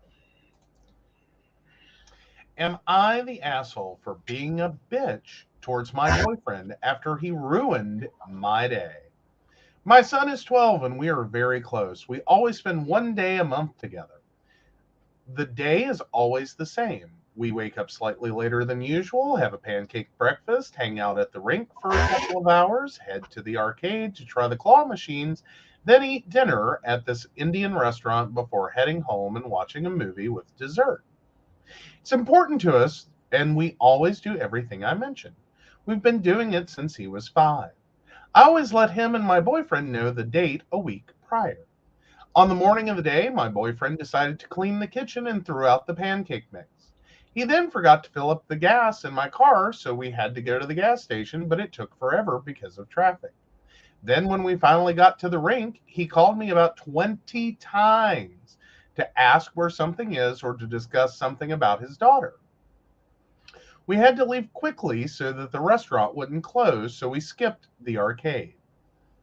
When we were halfway through eating, my boyfriend called and said that he hurt himself. We packed up the food and rushed home, only to find that he hit his ankle against something, but was okay otherwise. He then refused to let us watch the movie because he was watching something, and he started eating the food we brought. My son called him a dick before stomping up to his room. I was just in shock. My boyfriend's never done this before, and I really could not tell if he was being oblivious or if he was doing this on purpose. Boyfriend was all like, "You just gonna let that slide?" I rolled my eyes at him before saying, "Enjoy the food." I then went to our room. He followed after me, asking me what the fuck my problem is. I told him that he knows how important this day is, and he got pissed and was like, "Is that what this is about? I'm important too, you know." I kind of snapped and told him that he isn't as important as my son and that he ruined our day by acting like a little child. He went quiet, said that I'm being a bitch, then left. He won't answer any of my calls, but texted my son saying that he expects an apology. It's 5 a.m. and I haven't been able to sleep. Am I the asshole here? Please be honest. I need to know if I was really being a bitch and if I overreacted or something. Now, there's an edit. Do you think we should go ahead with that one? I think probably. Yeah. All right. So the edit is, we're in our 30s, but he's a couple years older. His daughter is 20 and has her own mom. We've been together for 4 years and we go on date nights every 2 or so weeks, but I don't have boyfriend only, in quotes, days like I do with my son, her son only days. Also, don't worry, my son will not be apologizing, and I've reassured him that he has nothing to be sorry for. I don't think you're being a bitch. Ha! However, I would turn off the phone. Yeah, that's an understatement from hell. Like, I'm stuck with this mom on whether or not her boyfriend is just that oblivious. If it was intentional, it's like a combo, like of oblivious and intent. But no, not the asshole, not the bitch, not the one with the problem in this situation. I mean, oh my God. So many things went wrong that day. And right. Okay, the pancake mix, right, not filling up the gas, I could let those slide. You know what I mean? Like, okay, fine. You clean the kitchen, throw out the pancake mix. That was kind of I needed to know that so I could get more. But okay, shit happens. Right. You go out to the car. There's no gas in it. Okay, right. That happens. Where you start to lose me, and it starts to switch, 20 phone calls. Right. And then one more that causes them to rush from a restaurant. Right. Because you can't communicate. Like, one, you felt you needed to communicate. Oh, I hurt my ankle. Right. Which, I'm sorry, if you call me to tell me about it, my assumptive is this must be seriously hurt. Right. Like, duh. Yep. Not, oh, I just kind of banged my ankle against something and I randomly decided to call you and tell you about it. What? You're being a child. Like, you're running to mommy here. Right. Like, you need to call her 20 times? Yeah. To randomly discuss stuff, to randomly ask where something is. Like, you're incapable. Suddenly. Because it says this literally has never happened before. You're suddenly on this one day incapable of taking care of yourself, fending for yourself for a few hours, and like maybe finding the ketchup isn't that important. Yeah. Maybe the fact that I banged my ankle wasn't that important. Maybe the fact that I, needed to talk about something was not something I needed to call and talk about. Just put it on the list. Oh yeah, by the way, later need to talk to the wife about X, or the boy, the girlfriend about X. Yeah, I think I see a divorce, breakup occurring very quickly. I don't know that this has to be a divorce maker. I think I think it does. Was like that part's got to go real quick. Like that child had every right at that point to look at this adult and be like, "You're a fucking dick." Right. Like, I think anything that child said, regardless of their age, in that moment, earned. Yeah. Earned, boyfriend. You earned that one. Yep. Lock, stock, and both barrels. Right. You earned it. Right. And then you, like, eating the food, like, that's an additional dick move. That's like, really? Like, you know, they just, like, there's no way in the time scale of this day, they sat down, ate, and, like, this was leftovers. Right. Like, this is literally, they stopped what they were doing and rushed home. Right. To find out, no, you're actually okay. You're just like, I hurt my ankle. Right. Like, because you're an adult, so you think if you just hurt your ankle, you don't have to call mommy, right, your girlfriend, right, owie, I have an owie. Right. Really? Right. Like, for Christ's sake, I could probably sever a limb and I'm going to at least be at the ER. Right. Before I call him. Like, they will probably have stopped the bleeding and everything. Before I call him. Right. Just to be like, just so you know, I'm at the ER. I'm being discharged. It'd be great if you could come get me. Right. I had to have an arm amputated. Everything's fine. Right. Like, this is how I grew up. Like, I'm pretty effing self-sufficient. Like, unless I need you to take me to the emergency room. Yeah. Like, I'm pretty self-sufficient. If I can call 911 and grab a towel. And don't get it on the floor. Blood is hard to get out of the wood. Nope, sorry. I sever an arm. Fuck your floor. That's where I'm at. Fuck your floor. I don't care. Yeah. So I'm just going to severed an arm. Like, forgive me. Like, I don't know what the hell I would be doing to sever an arm. I don't know. You're the one who wants to get a woodworking shop, and now you're giving me plots of you would sever an arm. So now I'm beginning to wonder if I should do that or not. I'm just saying, like, poor Uncle Herman. No, actually, was he an uncle? Yes. Right. Cousin. No, actually a cousin.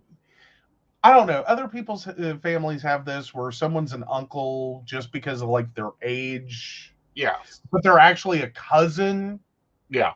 Like, my family has a few of those, and I have to stop and process. Like, was Uncle Herman actually an uncle? Like, he would have been a great uncle at best, but then I'm like, nah, that's up and down the family tree. He's a cousin. But poor Herman was actually a very talented woodworker, at least when it came to everything but keeping his, like, fingers, toes, arms, and legs. Because he had 2 claw hands. Well, actually 2 arms, like the full strap. It was really cool. Like, I gotta say, the prosthetics for that, like, if you get over the creepy, like, weird ick, like, if you meet someone that has the prosthetics before you watch, like, horror movies, prosthetics are really effing cool. But if, like, you know, you're talking about, like, Edward Scissorhands or, like, you know, what is it, Freddy Krueger, if that's your prosthetics idea, like, you get this nightmarish concept first, prosthetics are creepy, or they can be, but no, I like, there was Herman first, and it's like, I thought all this was cool. I was mesmerized, like, tie your own shoes, like, all kinds of things, just, like, the skill and dexterity, considering that all of this is controlled by shoulder movement. Like, everything is translated shoulder movements to, like, pick stuff up and tie shoes, and I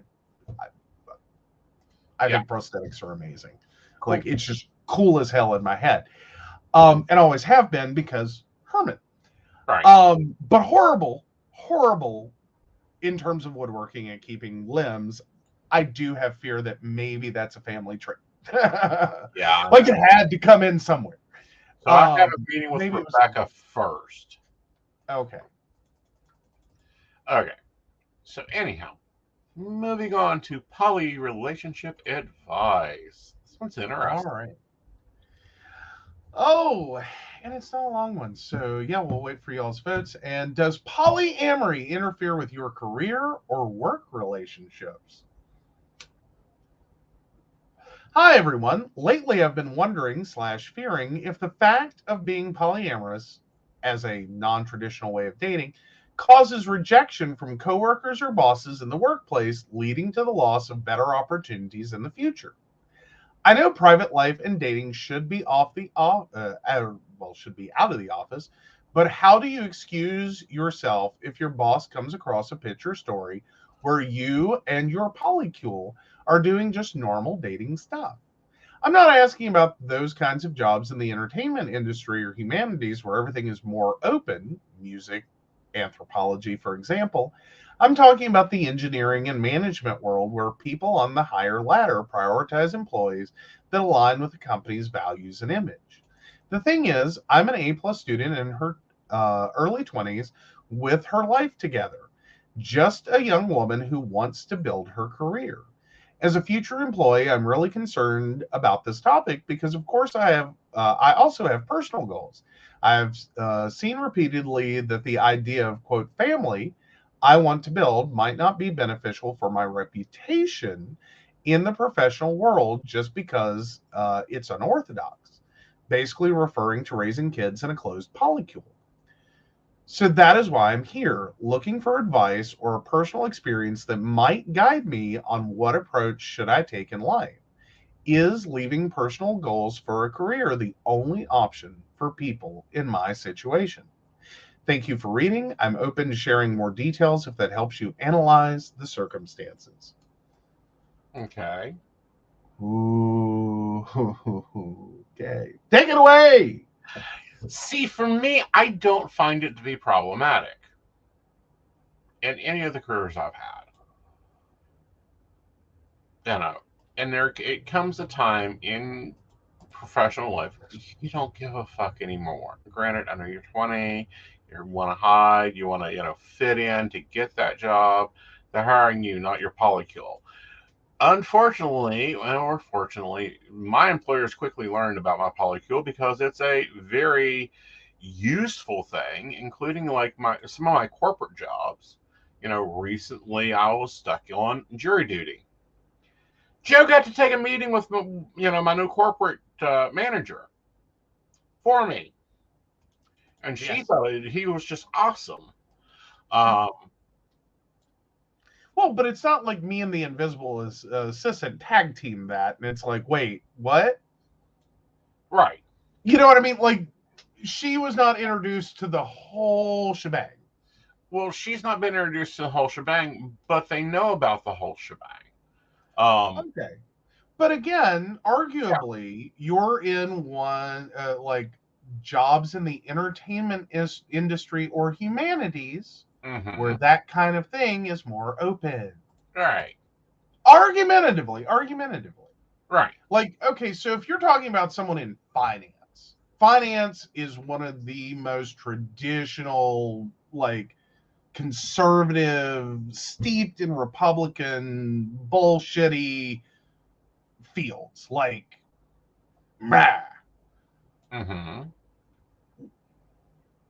what have you seen there? Like, do you know people that are there? Do you know? And I'm not talking like your IT for a financial institution. I mean, your finance.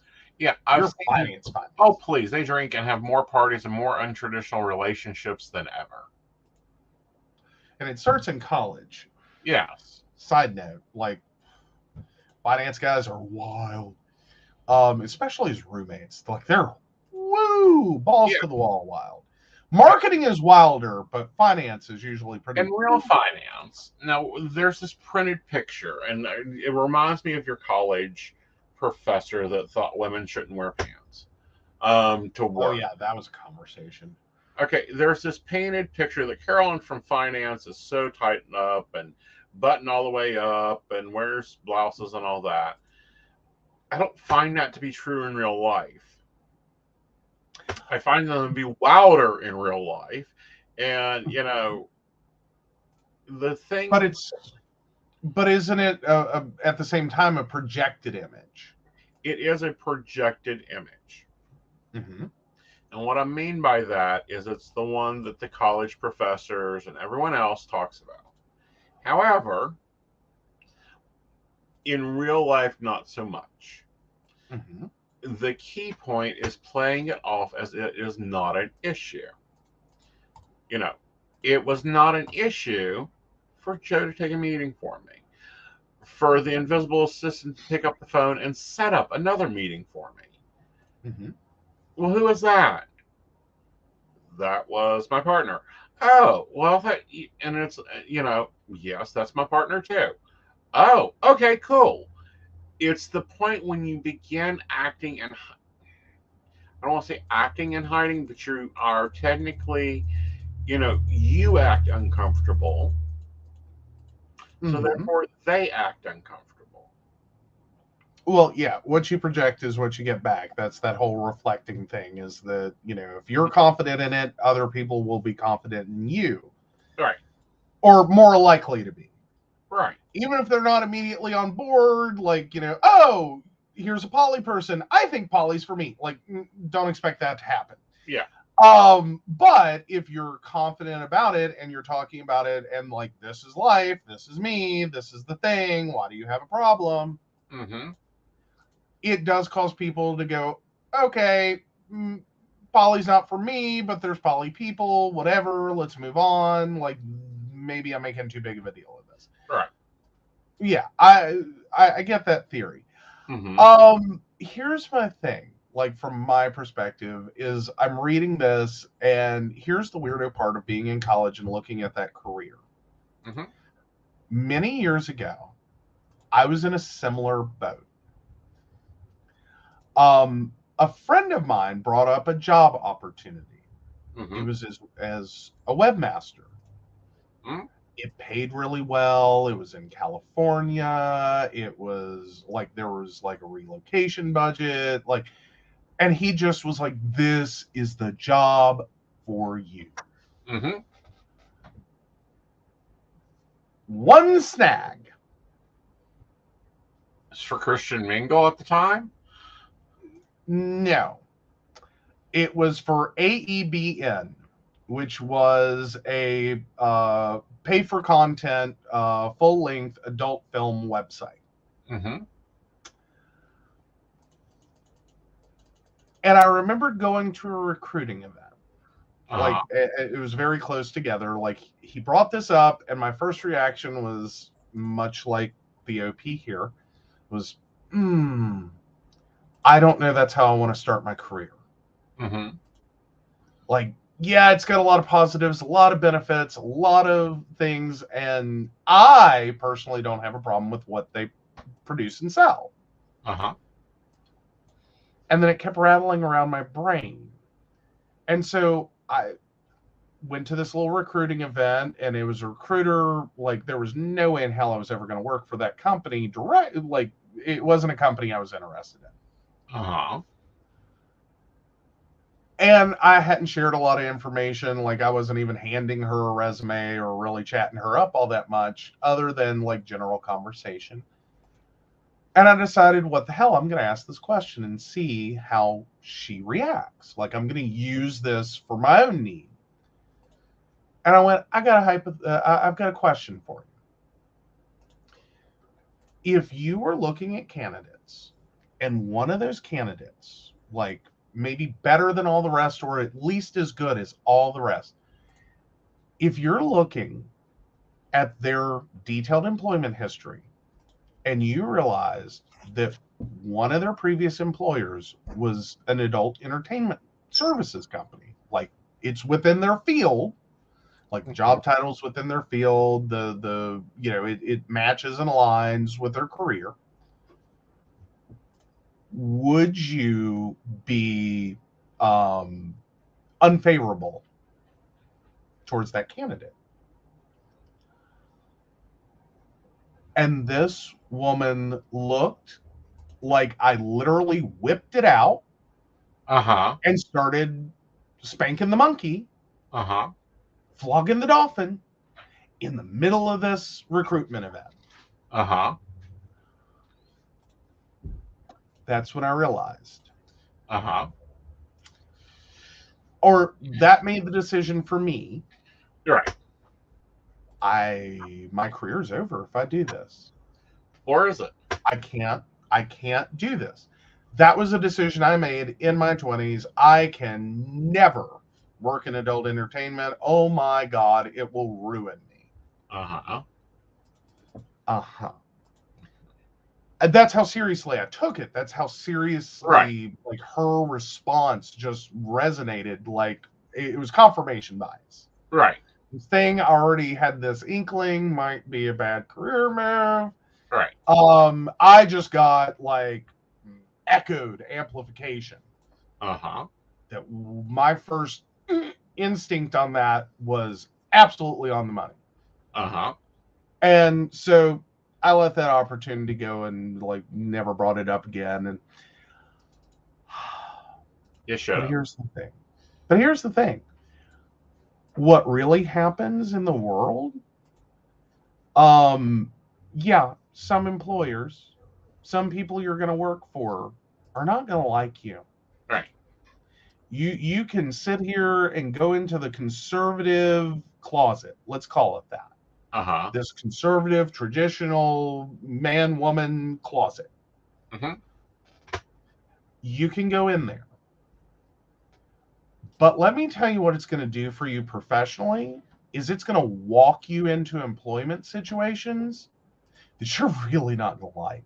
Exactly. Nor you're going to get hired because of the projected image. Mm-hmm. And then you're going to find yourself surrounded by people that at least outwardly project that image, if that's not exactly who they are. Right. And you're going to be sitting very, very uncomfortably in that nice little conservative closet you built, hating every single minute. Mm-hmm. This is how I ended up working in IT at a debt collections agency, is because I went in looking like the perfect little conservative candidate for this company to hire. Mm-hmm. And I got surrounded, as my nice gay liberal self, with an unbelievable amount of partisan politics, being told that if, God forbid they ever see like a liberal leaning bumper sticker on our car, they'd fire us on the spot. Mm-hmm. Because there was legislation at the time and candidates on slate. Like, that office got really ugly around election season, let me just tell you. And when that conversation occurred, I went home that night after work and I peeled my HRC equality sticker off my car because I needed my fucking job. Mm-hmm. No, I didn't. I needed to get the hell out of the conservative closet, get the hell out of the job that I had no business being in because it was making my life and myself miserable. Mm-hmm. And actually get to a place, as hard and difficult as that was going to be, where I could be myself and it not matter. Yeah. So that's my advice to you, is be yourself, except that, yeah, you're going to walk into interviews and nope, you're not a fit. You're going to walk into an interview where you're like, yes, you're the person. Right. Not because of your choices, not because of the polycule exactly. Well, but because they're okay with that. Well, not only that, but there may be this side of them, and it's a side that a lot of people don't talk about. Now, let me explain the first web designer I ever met in a corporate function. That can be fun. Because now, IT itself, let me just say, IT is a field. It's really rare to run into straight IT people. Let me just tell you that now. Like 100%, like farm boy grown straight people. There's not a lot of those in IT. I managed to work with 3 of them. Right. Because I was in a conservative closet. So I go to this big corporate event. I'm being pulled in. We're doing mass training, and the web is new. I'm talking way fucking new. Mhm. And I meet with our commercial corporate web designer. And, you know, Mhm. we've had phone conversation because before Zoom, children, we had Mhm. phone conferences. And she sounded like corporate Betty, meaning, you know, mounds her I feet. go to the Baptist church down the road. I have a husband and 2 kids. I just love serving the Lord. Yeah, of IT. That's what Uh-huh. she sounded like. You know, Mhm. we need to get this images. We need the, you know, very, very, very super fucking professional. And I'm thinking, God, I've got to spend a weekend with this person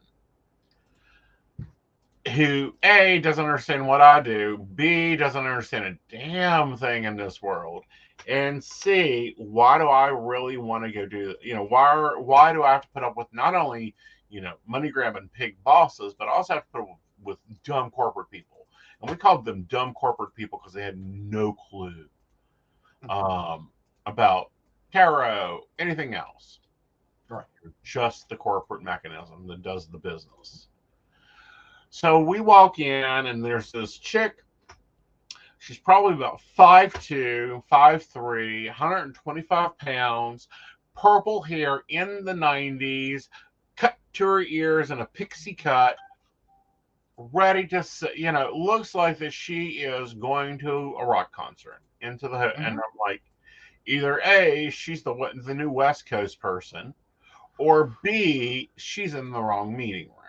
We get Yeah. this. Like, hi, who are you? Hi, who are you? Hi, I'm Betty. Hi, I'm Betty. You're Betty? What? What? Oh yeah, you know, I've been HTML coding for, you know, blah blah blah, and, you know, Web 3.0, and I find it so funny because you've you need a voice almost changer. described a former boss of mine when I was Uh-huh. working for the university, or a university webmaster. Mm-hmm. I interviewed Uh-huh. with someone who looked like, oh my God, this is gonna suck. Mm-hmm. But it's only for a semester. I get a college credit and I'm out the door. I can keep my shit together for a semester. And then I showed up for my first day of work. She is wearing a vintage poodle skirt with the ruffles underneath, a choker, and has dyed her hair purple. Okay. And I had a moment because that was not who I interviewed with. Yeah. That's not who I met. Mm-hmm. Who are you? Mm-hmm.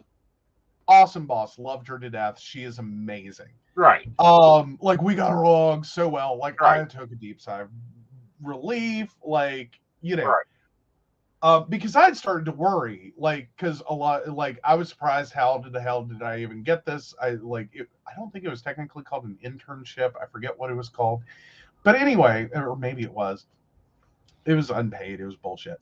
Right. But yeah, no. So, but I'd already worried: is this going to create animosity? Like, how did I even get this position? Like, she just saw that a lot of my, like, you know, my experience, because I'd already dealt with her being the group webmaster for an on-campus student organization called UNCG Pride.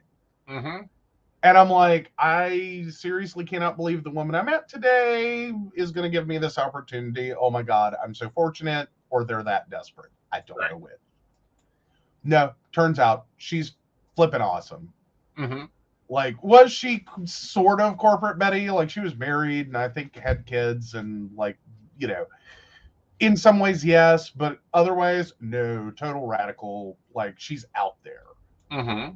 And I was like, I can work with that. Yeah. I can work with that. Mm-hmm.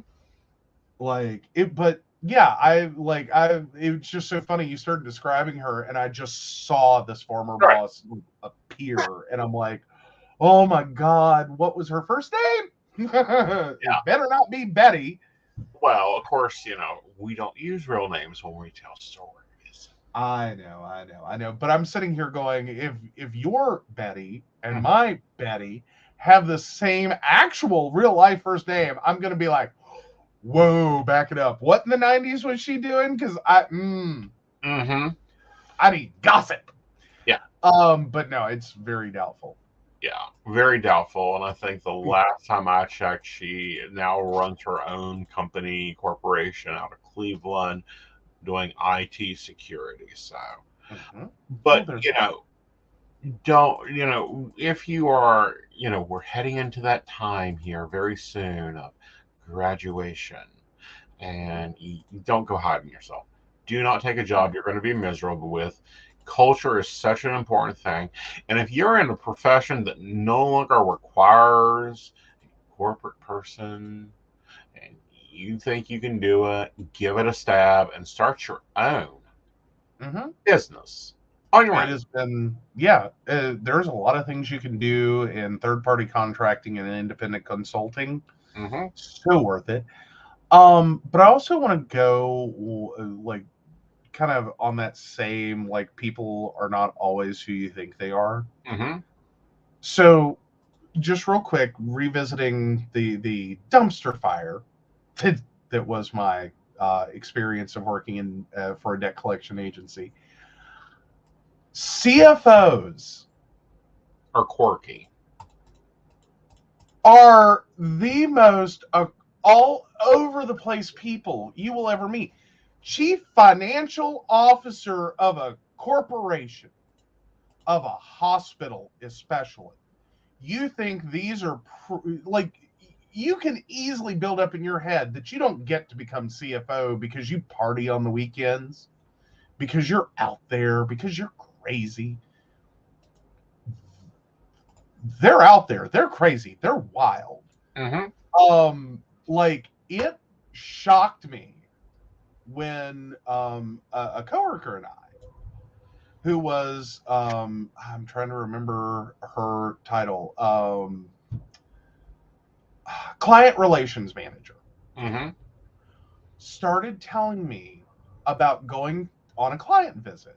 And of course, client visits, you smooze, you wine them, you dine them, you do all the things.